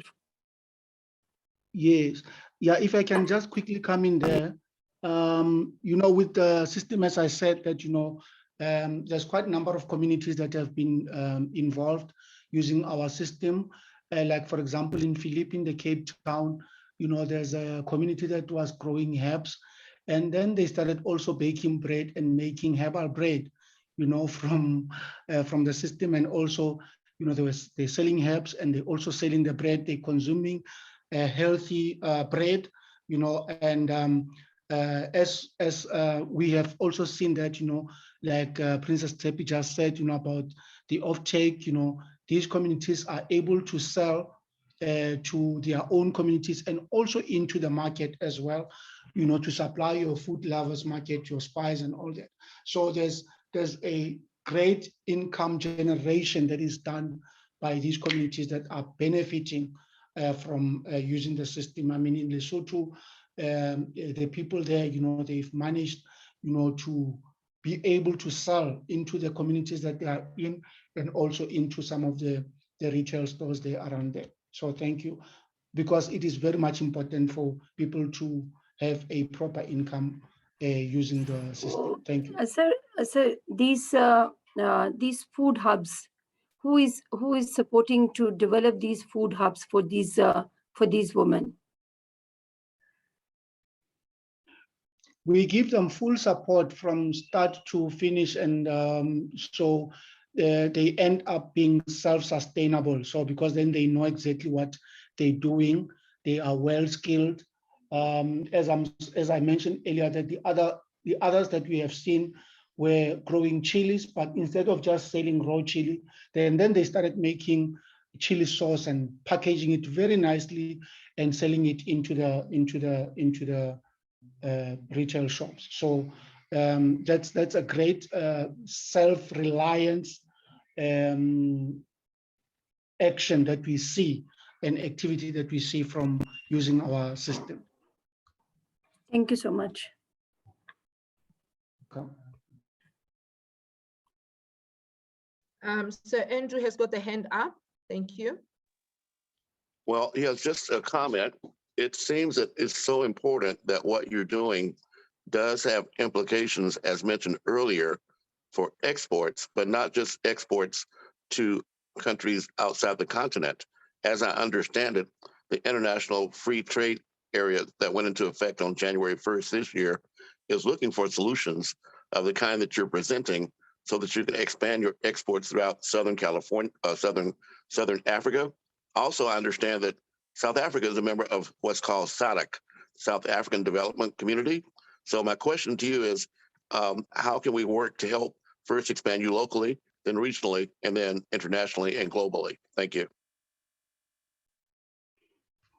Yeah, that's really a great question, Mr. Andrew, because we are quite privileged as Africa, you know, through the Africa Free Trade Continental Area that has been introduced to us. And the help that we may need is for us to form partnerships, for us to have, you know, the memorandum of understanding put together between our organizations so that, you know, we help one another to expand the work that we're doing. Because, you know, if you know, our organization is really structured or based on collaboration. So we need to collaborate, because if there's a working system like the system that we're using, all we need is just for us to tap into that and to make sure that we expand it. So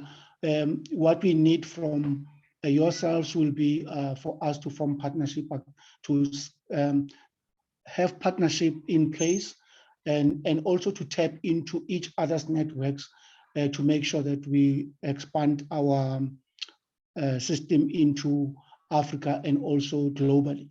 So that's what we will be looking at, and then we can really take further these discussions further and to see the tangible results that we can come up with, because it's important for us to talk, yes, as we are talking now, but the most important factor is for us to see action, for us to see the results of all these sessions and events that we are doing. Thank you so much, sir.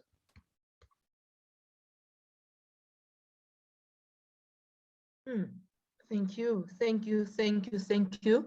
There being no hand that I see, so that means we will be carrying on. Daniel, thank you ever so much once again for allowing us to put you on the hot seat. And there is something that we are taking home. When you see Joan smiling, you know that we have business coming. Joan, we will be welcoming you to South Africa. Thank and you. We are looking forward to stepping into Ontario one of these days once the COVID-19 has now subsided, or allowing us to travel. And thank you so much, Daniel. I wanted to mention something. It's food for thought, but Miriam, you were asking the question about economic livelihood and enterprise. I was wondering if we could do a pilot project where we can choose. There was a number of projects in Pakistan and from previous days, and obviously from today. Take one or two projects from each area and do a pilot project. I mean, IEEE is one funder, but there are other funders that are looking for projects like this, but we want success, of course, because then we get more money. But obviously, they look for performance. So I think that's something that could come from this platform. In terms of how I can be involved, is having the two, doing a pilot project and helping each other, and then expand it from there. It's just food for thought. Yes, yes, and yes.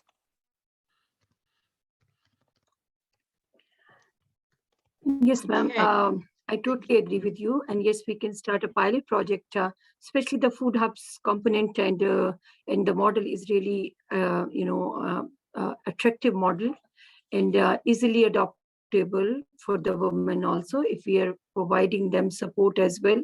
So yes, this can be possible, because we have also, great work in agriculture, especially for the women. So we can easily adopt this model as well with the support of, the available organization. Amen. Thank you. Thank you so much. Thank you, thank you, thank you. Ladies and gentlemen, we are now moving on. We will be having the second session is going to take a format of a panel discussion, and also again with a difference where we will still be allowing them to speak within their own strengths, within their own organizations, and so that we can even hear more. I like what you've just mentioned, so that this is not just a talk show. We have already said so that this is a network where we are going to be talking a different results. Come next year, March, we will be saying this is how far we have moved, how far we have gone, how far from every webinar that we have had, what are the collaboration activities that have been established. So right now, ladies and gentlemen, allow me to call on stage my team that is going to be helping us to unravel this wonderful, wonderful day that we are having. Please clap hands to yourself or click to yourself for being here. We acknowledge all our ministers, all our leadership that are here, just at the background, watching us and listening attentively. We really acknowledge you. We thank you. We are honored that you accepted the call, you accepted the invitation. We thank you. Next time, we know that we will be requesting you to be one of our speakers as well, and to also, having observed how the work has been carrying on, where you can also let us know what are the support systems or mechanisms that you have for all these entrepreneurs and all these women groups and teams that are on the ground. Thank you so much. As we move along, may I please you help me, Miriam, to put on the spotlight for these panelists so that they can take up the stage, center stage, and we can all work together. Heather, South Africa. May all the panelists have your video on.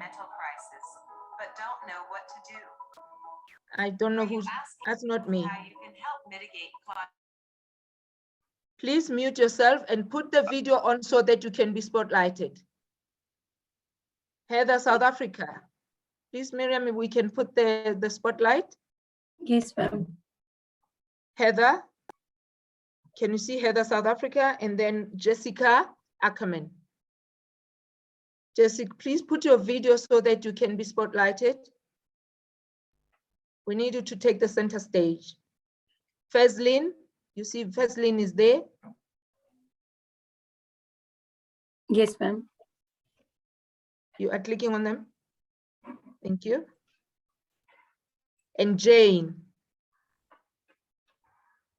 Njoroge, TEV.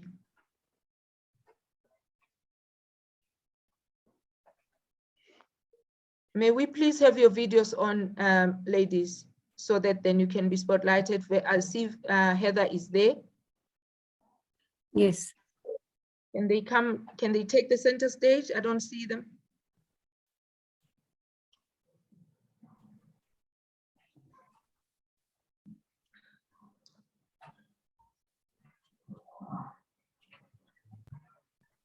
Heather, if you, yes, she's on. We can put the spotlight on them. I think there's a way where we put the spotlight on a person so that they then all of them are taking the center stage. Say spotlight. Anyway, so Heather, can you please introduce yourself? We have Heather, we have Jessica Ackerman, we have Fazlin, Jane, Yes, we ma'am. have Jane as well. Yes, if they'll raise their hands, I can add them Yes. to the spotlight. Yes. If they'll raise their hands. They are, I can see Jane Njoroge. You see Jane, that she's the only Jane there. Just Heather. Heather is behind your name. Heather S.A. Yes. Okay. Then now we need, so Jessica is on, we need, there we go. The next one. Jessica, please just take 2 minutes to introduce yourself, introduce where you are from, the organization that you serve, and the work that you do. Thank you. Welcome. Thank you very much. Good evening, everybody. My name is Jessica. I'm from Phalaborwa, Limpopo province. I represent El Shaddai Ministries. The work that I'm involved in is firstly food security in the sense of food parcels with a specific focus on vegetables and basic nutrition, and then moving on to providing empowerment and skills development and upliftment to women, specifically to help them break free of the cycle of poverty and of abuse, is my specific focus within the Limpopo community. Thank you so much. Can we have the hand up for Fazlin so that Dr. Andrew can be able to identify you and bring you on the center stage as well? Heather, can you see Heather and Dade? There we go. Fazlin, F-A-Z-L-I-N. Heather, please introduce yourself and the organization that you and the work that you do. Good evening, everybody. My name is Heather Figeland. I represent an organization called Amanzi for Life, and that is Water for Life. We are an organization that a few individuals has decided to bring about importance of water to each and every person. In actual fact, we are saying that we are reimagining the future's thinking around water. And we have come up with different strategies. And tonight I want to specifically shine the light on the agricultural women that are starting just communal farms, and also women that are in the farm area where they are saying that sustainable livelihood is the order of the day for them. So wonderful. With that Thank you. said, Heather, just the introduction, ma'am. Thank you so much. We are still going to be hearing more. Fazlin, introduction. Good evening, folks. Thank you so much for the opportunity to be able to share. I'm Fazlin van der Schuyf, and I am out here in the Western Cape in South Africa. And I'm representing this evening an organization called the Royal House of Maria van der Schuyf. The Royal House is a female-led development organization focusing on multi-sectorial programs in the rural areas of the Western Cape. The main purpose of these programs is to empower indigenous communities to fight the scourge of poverty with its accompanying social skills, mentoring and coaching of women to form formal business skills, as well as be it cooperatives and providing accredited training and support to develop small enterprises. Thank you. Thank you very much. Wonderful. Jane, are we able to fit in Jane into the room? Do we have the seat? Jane? If she can raise her hand, I can add her. She's got their hand raised, sir. Jane Njoroge, the only Jane, next to Miriam.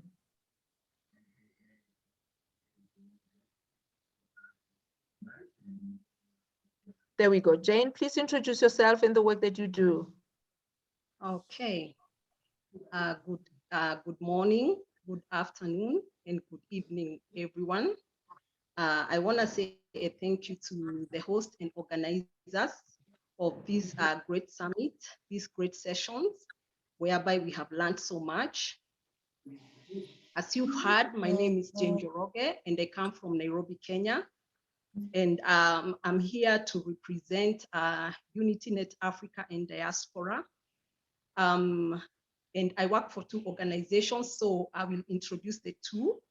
So, but I'm here through UnityNet Africa and Diaspora, whereby I am the Secretary General. And then I'm also the UnityNet Kenya chapter president. And I also work for Twikatane Kenya, whereby I'm the vice chairperson. And I'm the chairperson of the Twikatane Women Empowerment Program, which is dubbed TWEPA. So the two are in partnership, and we have synchronized, or rather we are going to synchronize the activities and the project and be able to replicate what is happening on the ground. Yeah, that is my introduction. I will give us more information as we move on. Thank you. Brilliant. Thank you so much, ladies. Wonderful work that you are all doing. Now, we know that this is the 16 days of activism, really activism for development of women. And however, though, internationally, it is activism against the abuse of women and children. Jessica, I'll start with you, Madam. You are from El Shaddai. What is the role of the church in making sure that we are protecting and loving our children and our women so that they are protected from this gender-based violence, the scourge of gender-based violence? Thank you very much, Princess, for the opportunity, and good evening to all of you. It's a privilege and an honor to be able to connect with you on this platform. To give you a little bit of background on El Shaddai, it was established 6 years ago with a specific focus on a rural community called Boyalani that is situated on the rural outskirts of Phalaborwa. It was identified based on the fact that it is on the outskirts of town and none of the churches were reaching out to the community. Thus, El Shaddai was established to reach out and work more closely with the community, to actually network with the households and be able to connect with the 150 families, specific focus on the women of the households. At the end of the day, the woman is a huge component to every single family. She strengthens the family. She is the backbone of the family. And we found that the women, because of poverty, feel frightened to speak out because they've grown up with the belief that if I speak out or if I ask for help, where do I go? Who do I turn to? Currently in the Phalaborwa province, there's only one place of safety for women that are victims of GBV, and unemployment is a huge problem in the area. Thus, it is my pleasure and my passion to be able to be a part of El Shaddai, not only by supplying vegetables and bread that we receive on a weekly basis to distribute, but I also assist women to the best of my ability to assess their strengths, their talents, and then help them register a small business, help them network through social media or through social crowdfunding platforms to raise funds for their vision and help them establish a business ranging from starting a hair salon or something as small as selling a small range of goods to raise funds for them in order to break the cycle of poverty. The other reason why it is so close to my heart is I'm a personal GBV victim, from victim to survivor to thriver. Thus, it is an honor to work with El Shaddai and see how I can actively play a role every single day to break the cycle of GBV and to also break the cycle of poverty, to show girls and young women and children that it's not something that you need to perpetuate. If you go through it in your childhood, we can help you to see that there is light at the end of the tunnel. You don't have to replicate the cycle that you've lived through. We can help your mom or yourself stand on your feet, and we can network with other stakeholders and other NGOs that I work with that do provide place of safety and job creation opportunities to break out of the cycle and break free from the abuse. Great. Thank you. Thank you. Thank you so much. We'll come back to you as well. Faislin, what are the programs that you have, that you are working on, that are empowering women or making sure that there is inclusivity of our women in our community?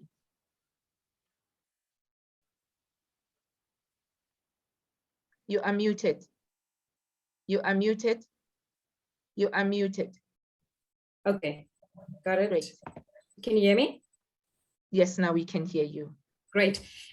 So being a trainer and a speaker, I utilize my skills as well within communities to, I'm a certified neuro-linguistic life coach. So it's working in a holistic approach, especially with mindset. But in combination with that, we also work with, I'm also a certified trauma release exercise practitioner, and it is body work. Very often, you know, being abused as a child throughout my primary years, not often we would like to talk about the abuse as such. So therefore body work it's not talk therapy, it's the body that releases stress itself. So especially with COVID-19, we've had several workshops where we support women, because the minute I can hear about your trauma, it gives me comfort. That's one of the things. And on a different level, we do vision board workshops, because for some other reason, the gloom and the doom of the world has robbed us from that, and all those dreams are under the under the table or under the bed. So we bring alive vision board workshops amongst a lot of self-care programs for women. And then currently we have got 40 women on our database, and they range a variety of businesses. This started during lockdown very spontaneously. You share my advert, I share yours, and then the things we get ourselves into. 40 people later, what do you do with all these 40 women? So the foundation provides access to information, access to resources, support in social media, how to create the advert, and there's a variety of businesses, and it meets their businesses at every stage. So you've got your beauty. We do have 2 doctors on board. They do natural medicine, phytotherapy, catering, cake baking, accountants, florists, a variety of those. And then obviously we've got pending services CETA accreditation, which is specifically for business. But we also have the Agri-CETA accreditation. And then also just, very shortly, I've just stepped out of a program where we've created about 17,000 jobs in South Africa, where we've worked in 26 municipalities. And so, at the end of the day, you tap into those resources to make the collaborations, to make the linkages, and to make and make those connections, so that we are able to, provide communities that are, for example, in a smaller town without lack of resources, and you just make those connections and linkages, and then, we just foresee exponential growth. Thank you. I trust that this suffices. Yes, indeed. Yes, indeed. 17,000 jobs created. Yes. I'm moving to Cape Town. I'm sitting in Gauteng, good people, next to OR Tambo. So I'm moving to Cape Town so that I can join your Royal House organization. Heather, tell us about Amanzi for Life. So we have now learned, good people, to the non-Zulu speakers, Amanzi means water. So she will be telling us about the importance of water. We do know that, as you can see, I'm sitting next to the beach. So, but within agriculture itself, it is important that we know water is of high importance. Daniel has showed us that we can also grow our plants in the urban farming using very minimal water, or sometimes even not needing much. However, though, we know with the climate change that water conservation is quite important. Have I lost everybody? No, we're still here. Yeah, but I would like you guys to be, Heather. Thank you so much for the platform. You can hear me. So much. Yes, I can hear Heather, you. Can you hear me? Yes. So if you can be precise, because this is what we do daily. So you don't need to read line by line. You can just be precise and give us the bullets of what you have already done, programs that you have already put in place, because so as to capture on the time that you have. Thank you so much. Thank you so much, Miriam, for bringing through the other slide. I'm Heather from Amanzi for Life, and we've taken a different approach, especially for the agricultural sector.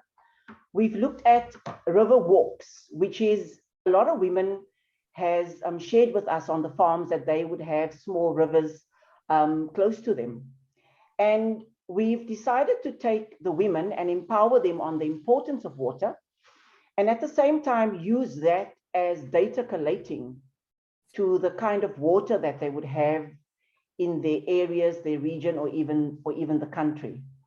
So point to date, we have collated about 45 white papers that was submitted to different universities that can look at the science and the importance of why clean water is important even for agriculture.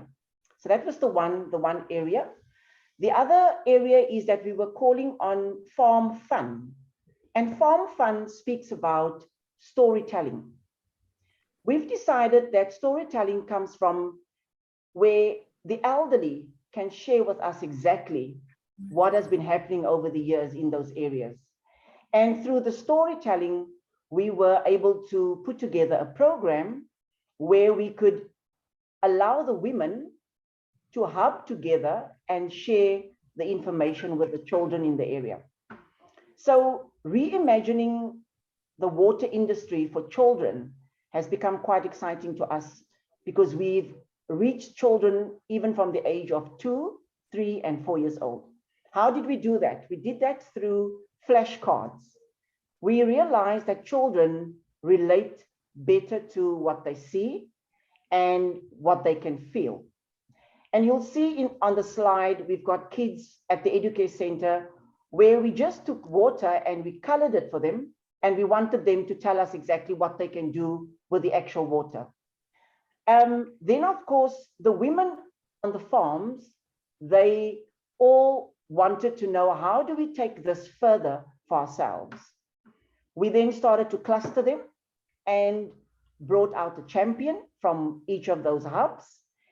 And at the same time, we created a job. The individual that says, I am on the farm busy every day, but I have an extra hour or two that I can support the children to know more about water. And that is how we brought out the activities around the agriculture. And at the same time, with the 16 days of activism, our motto has been get out and get busy. Thank you so much, Princess Chepi. Wonderful. Thank you. We had lost Jessica, but she's now back. Jane, please tell us about the work that you do, the work that you've already done, the work that you are involved with.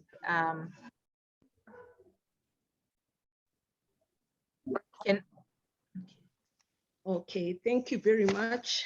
I really appreciate again the opportunity to be here.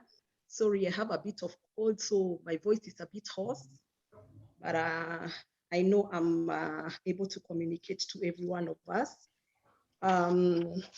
What we are engaged in at the moment is,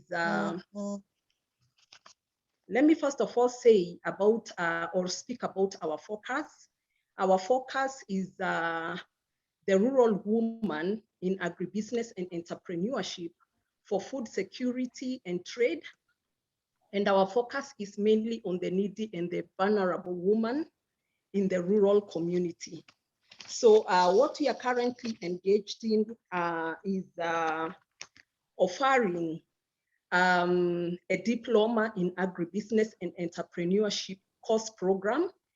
And we do it at a very low registration fee that is affordable to all. And the reason why we charge the small fee, it's because in Africa, free things are not valued or taken seriously. So a small fee calls for commitment from the rural woman or every other person that engages in the program. And our target group, which is the vulnerable women and girls, is 80% women and 20% youth.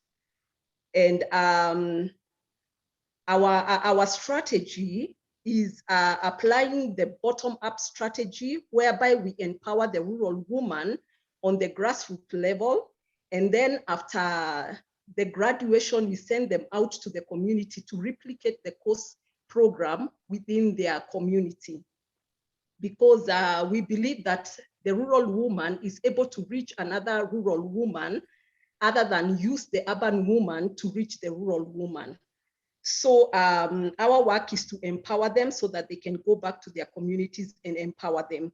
And our course process is through the virtual classes, whereby we have 6 months theory classes, and then the next 6 months, we are into practical classes or practical field work, whereby we assess their capability of engaging within the society or within the community. So we see the woman as the caregiver, and the reason why we focus on the woman, it is because once the woman has been empowered, the woman has the tendency of reinvesting in the family and community, which spurs a ripple effect towards self-reliance, prosperity, and food and nutrition security. Another measure that we have taken is to create awareness by building their distorted self-image and self-esteem. And here we realized that to actually take a holistic approach is much more effective than only concentrating on the educative bit of it. Because you can educate a woman, but once their mind or their self-image is distorted and they have a low self-esteem, they might not be as productive as we intend them to be. So we are going to have a holistic approach, or we've been having a holistic approach, whereby we also create awareness in regards to their self-image and self-esteem. And then we also seek to engage them or to introduce them to both the local and international markets for their produce. That is one problem that is actually experienced within the rural woman, such that they are not exposed to the market, both the local and international, and they have no knowledge of it. And I'm going to share later how this has come to be and why we experience that problem within the rural setup. Another factor is that we are actually looking into formalizing cooperatives to mitigate risks. And the mitigation of risk is going to come through follow-up, because you know how cooperatives work. There's a lot of follow-up that is involved. And this follow-up actually promotes sustainability within the farming system, or within maybe the women and the groups that are created from the program. The other thing that we are looking at is creating and introducing them to cooperatives, circles, and other financial institutions that favor them. And later on, I'm going to take us through why we have come to that approach. And I'm just gonna share scantly, because after all, I'm going to give a full preview of what we are all about and engaged in. The other one is seeking for partnership according to SDG number 17. The other one is integrate ICT in agriculture, whereby we have realized that the digitization of value chains is generating more transparent information on the pricing and movement of goods, which has changed, which has brought changes within the food system, open windows of opportunities for agriculture, both on the farm and beyond the farm gate. Thank you, John. Yeah. Jay, thank you so much. Ladies, we all have heard your involvement. We all have heard your strengths. We all have heard the successes that you have already been involved in. Now, I would like us to now be engaging in these questions. Is that okay? Hello, can you hear me?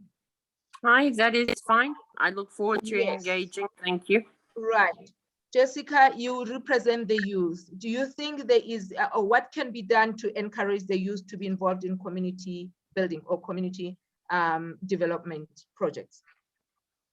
I feel the youth is easy to involve based on the fact that at the moment there is so little, specifically in our community, for them to do. The Palabora community is in urgent need of developing additional strategies to inspire the youth, that instead of resorting to, let's say, bullying or youth-related mischief, rather to empower themselves through developing the ground that is available.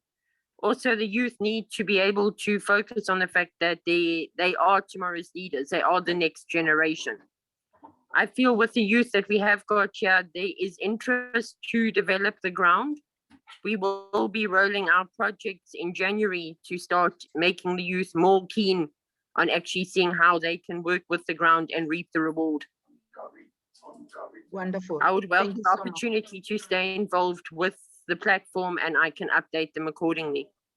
I find each of you an inspiration. Thank you. Thank you so much. Faislin, what do you, from the Royal, Faislin, I will have questions for each one of you. It's not going to be the same, so that we pull out different aspects within this time that we have. We now just have about 15 minutes to go, ladies. So let's be mindful of that. So what do you think from the Royal House of Maria van der Schaive? What do you think is the importance of collaboration with our traditional houses or the royal houses in community development, particularly in ensuring that our women are empowered, protected, and their self-esteem is also being restored?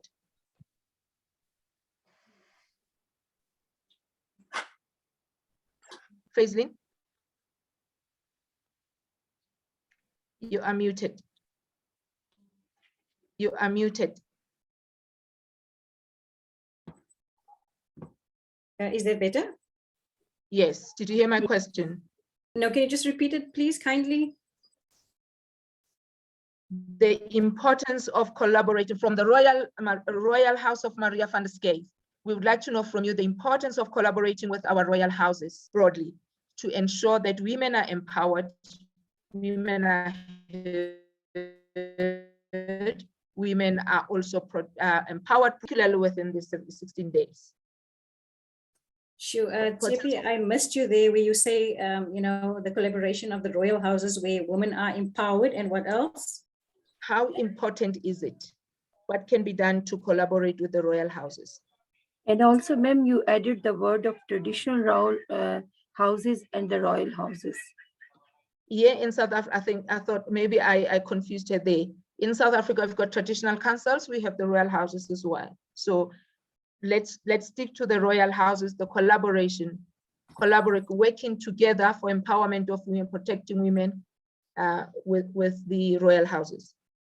Yeah, I hear you. So I just want to just mention that the inception of the, you know, of the royal house literally took place in 2019, 2020. And it has been a journey of self-discovery. You know, we never knew about this restored or the history of the rich history and our involvement. And what we have picked up along the way, so it's the royal house is fairly newly established and understanding and still going through, you know, be it the UNDRIP or the TKLA of whichever way it sways, and to find your place in your space within the royal houses at this stage. You know, just thinking from the top of my head, to be able to one thing that is of our experience in the last year, where we went to knock on so many doors to try and get a better understanding of who you truly are, because in terms of your identity, because we were told and brought up to believe that you are this, and now you realize, oh my goodness, no, I am actually this. So it is a journey of self-discovery in terms of finding and establishing the royal house. But the way that I see it from sitting, you know, where I'm sitting at in terms of collaboration, it would be to, you know, like this platform. Heather, you know, said to me, get on, I know what the work that you do. And when I got on here, there was a princess and there was a king. And I thought to myself, oh goodness, you know, I need to latch onto understanding the principles, understanding the objectives of those organizations to be able to mutually share and understand, because we have lots of royal houses with different objectives, but once one can understand that the unity and the strength to collaborate instead of going in silos, so to say, you know, and more particularly this platform, which I'm so graciously grateful for to be on, because it's specifically focused on women in particular. So for myself, being a newbie, so to say, for in terms of the royal house itself, I am just saying, you know, latch onto those that has gone the path before, understanding their objectives, understanding the intention, and see where you are able to mutually connect, because I believe, you know, in unity, because it just brings about such a lot of things. Thanks. Great, thank you so much. Yes, we look forward to working with you going further. Heather, water is important. Tell us the programs that you have about water conservation with the children and the women. The problems that we faced, the program, the project. Sorry, I didn't hear you. The programs that we've put together for water conservation was a focus on education and technology, whilst we were imparting different knowledge to different sectors. And specifically, there I speak about the graduate child that has come through a program, and also the individual that is saying, I would like to know more about the importance of water. And these kind of programs has brought so much excitement and enlightenment, specifically around the river walks and also the storytelling. And the storytelling has really become a footprint for us, where we can say, this is what it has been before. And I think some of us can still remember that South Africa had a surprise drought. And that is how we came about in saying, before we go that route again one day, we would like our children and every other individual to know more about the importance of water, so that it can be protected, and also that different approaches can be adopted in communities even, where they will come together and they will enhance the preservation of water, clean water, the different types of water that can be used for different activities, I would say, if that answers your question, ma'am.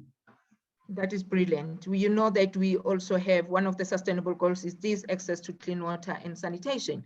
And here in South Africa and even Africa, I think broadly, it is really a huge challenge when it comes to sanitation. We always hear about children falling into these pet latrine, you know, the toilets that are really not up to standards, and also water where we don't have access to clean water, which causes some diseases like cholera. But anyway, Jane, Miriam? Yes, hello? Yes. It's okay. It's okay. We're about to conclude. So Jane, I just would like to, yeah. Jane, do we have you? Yes, I can get you, ma'am. Yes, help us. You're a lecturer as well. Yes. Yes, what can be done to mobilize the academic institutions to be able to help women, particularly when it comes to education, those women that we know that Zodwa also mentioned about illiteracy or literacy level that really is zero, you know, in our continent or even in our country. What can be done to mobilize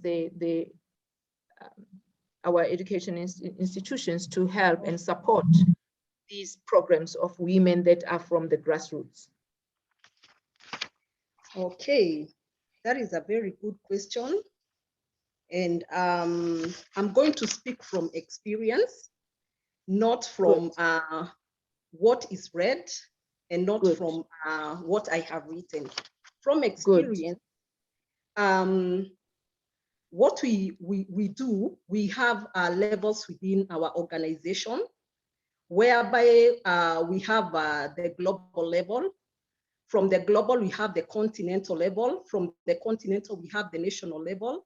From the national, we go down to the county level. From the county level, we go to the community level. And that is where the mobilization happens. And the structure has really helped us mobilize the women, or rather the vulnerables and the needy that we intend to cater for, or which is our target group. So what we have done is that we use the people within the community level to do the mobilization.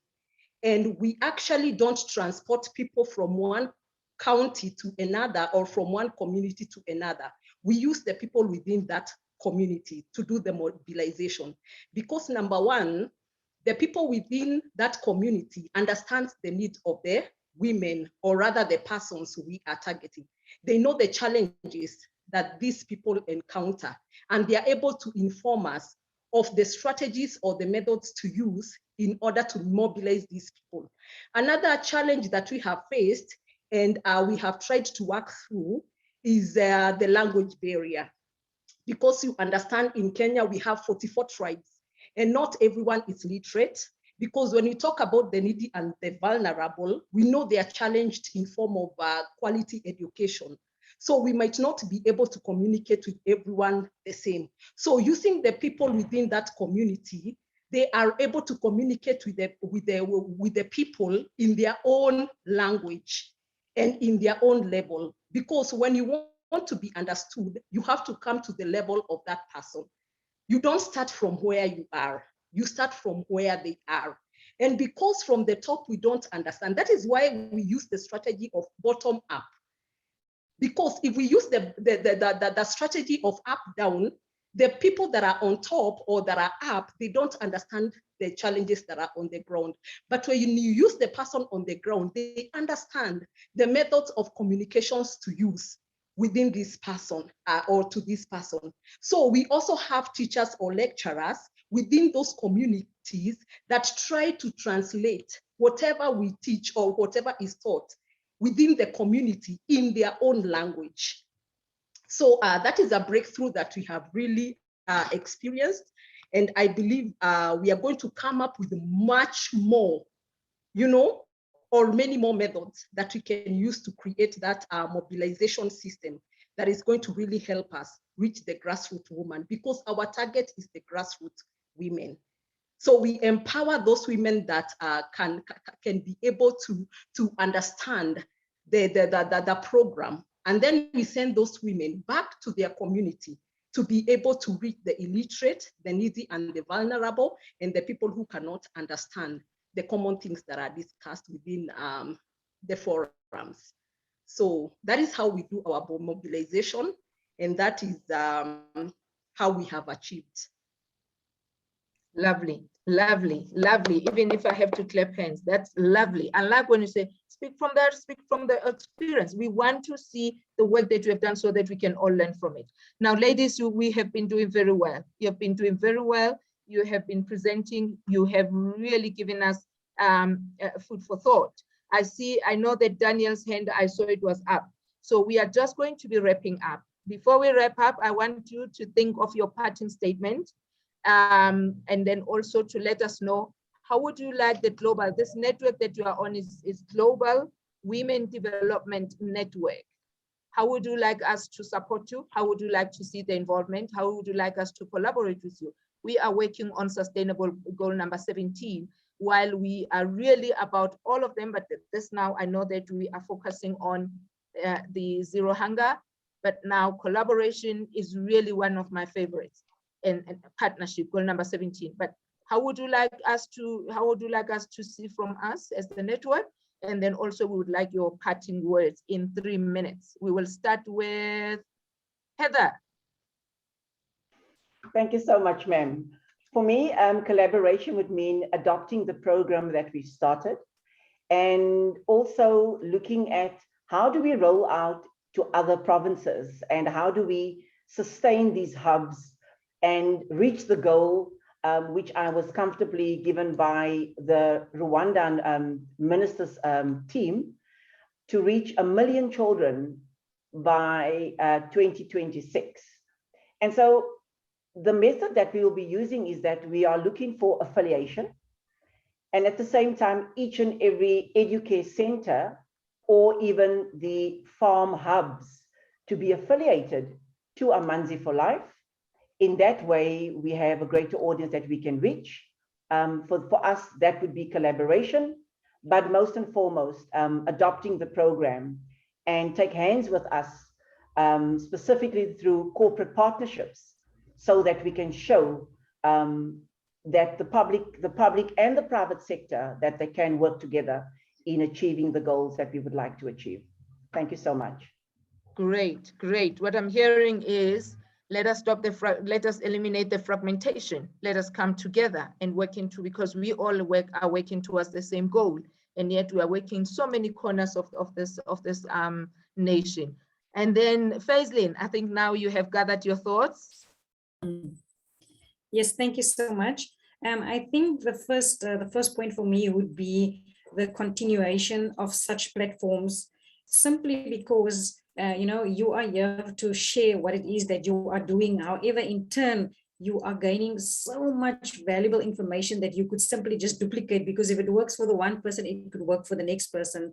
So continuation of such platforms, and then obviously to expand the network within ourselves. I'm here for the first time, but there's so many other rural women, that I could connect to this platform, so they too can reap the benefits and grow and so on. And then obviously, as Heather had said, we've got a global platform. Everybody has seen what is it that organizations are doing. So it's also to stimulate the thinking, to be able to see how we can mutually benefit, whether that is taking hands, whether that is giving direction, strategic direction, like ourselves, if I can put it like that. I just said be a newbie. However, we're doing what we're doing, but if there's a strategic direction of, have you considered this? Perhaps you should try that. This is what's working there. Things like that. The other thing would also then be, Hello? Can you hear me? Hello? Can you guys hear me? Yes, we can hear you, Faislin. Yes, we ma'am, we can hear Please you. proceed. Oh, so it's just Princess. Yeah, Yes, I think so. She's having some connections, but we can hear you. Okay, I thought it was me. Okay, that's fine. You are back now. So as you conclude. Yes, and then there's somebody in the background. Okay, we will go to Jane. Thank you Yeah, so let much. me just let me just conclude with that. I get very carried away and very passionate about the same. So I think, just with seeing the golden threads within this opportunity, will encourage more conversation. So I'll just conclude with that. Thank you kindly, everybody. It's been fun. Wonderful, wonderful. Thank you so much. And yes, what I'm hearing is knowledge sharing is important. This is exactly what we are doing here. You will hear more about, you probably have been hearing as we were laying out our vision, our objectives, where we are heading. It is important. And we hope you can resonate and be able to work with us. Jane, I hope now you have gathered your thoughts. Yes, I have. Thank you, ma'am, for another opportunity. I want to read us very quickly the statistics for Kenya that was presented to the UN, so that you can know why the rural woman and understand the mitigation measures that we are taking. It is very brief, that because we are trying to bridge the gap between the urban woman and the rural woman. You've got 3 minutes. You've got 3 minutes, Jane. Yes, the statistics states that 40% of women living in urban areas are empowered, which is nearly half the rate of the women in the rural areas. And then we see in the same statistics that only 29% of women in Kenya can participate equally and effectively in political, economic, and cultural life, whereby involvement is largely dependent on household circumstances, whereby the women, being the caregivers in the society, which includes extended families, fetching water, firewood, and tending the farms and animals, this denies them the opportunity to exposure. And according to study, only 7% of women in poor households are likely to be empowered, a stake that contrasts with 53% of women in the rich households. With that understanding, I'm going to take us through our mitigation measures very quickly. They are very brief, and I'm just going to read them through.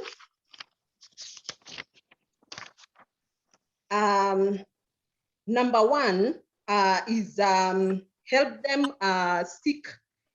to seek both local and international markets for their produce. Number two, it is formalizing cooperatives to mitigate risk by following up for sustainability. And number three, create and introduce them to cooperative circles and other financial institutions that favor them. Number four, it is partnership SDGs. And that is what we are focusing for, to get partnership both locally and internationally, integrate ICT and IT in agriculture, whereby we have realized that the digitization of value chain is generating more transparent information on the pricing and movement of goods. Number 5, mentorship, whereby we provide ongoing actionable advice even beyond business ideation and setups. We have realized that 65% of successful female entrepreneurs have a female role model to light their paths towards success. And this is the like of this summit, the 16 days of activism for development. That is actually what they are doing, lighting the way for the rural woman towards success. The last two, it is to nurture market demand skills by integrating technical skills with soft skills that spur entrepreneurial thinking. We should realize the skill gaps and opportunities within the agricultural market systems. And the last one, promoting experimental learning, which offers promising avenues for rural women and girls to build confidence in their agricultural and agribusiness skills by witnessing the fruits of their labor. My parting shot is this, that to achieve the SDGs, it is time to break barriers and explore alternative programs for advocating equal opportunities for women and promoting financial inclusivity. Great. Thank you very much for the opportunity. Thank you so much. Thank you so much. Thank you so much to the team. We usually say when we are wearing this orange, if not now, when? If not you, if not me, who then? To be involved and make sure that the voice of the women is heard, to make sure that women are seen, and to make sure that women are protected, to make sure that they have a seat in the decision-making table as well. So thank you so much. We have heard knowledge sharing, we have heard women are really taking their part, they are taking the stand. And I think we may have few questions. I see Joan coming on camera. We may have few comments and questions. Daniel, you were the first one. And from ourselves, I think we are done. Miriam, if they take up the time on the questions, it's no longer us. So Joan, we would like to hear from you. I saw you coming on camera. Well, I have no questions, but I have a lot of adoration. How's that? I think that this was a really great panel, and I know tomorrow's the last day. I can't believe that 16 days or 50 days are gone. I think Miriam, what a superb job, and Princess Shepi, the most gracious princess. So my idea of what a princess should be. So I just want to say how wonderful this panel was. So thank you all for your great work. That's all I have to say. Thank you so much. Daniel, you want to thank you so much, Joan. We are so grateful. We are humbled. We receive everything with humility. Daniel, you wanted to say something. Yes, I just wanted to commend the ladies for the great presentation that they've done. As I said, I always feel excited when I see women, doing so much. And my only concern, maybe to the group, is that, we don't talk much about people living with disabilities in the work that we are doing within these communities, but we only talk more about women and the youth, but then we exclude people living with disabilities. And I think we should look more into that space as well to bring in these people into the value chain as well of everything that we're doing.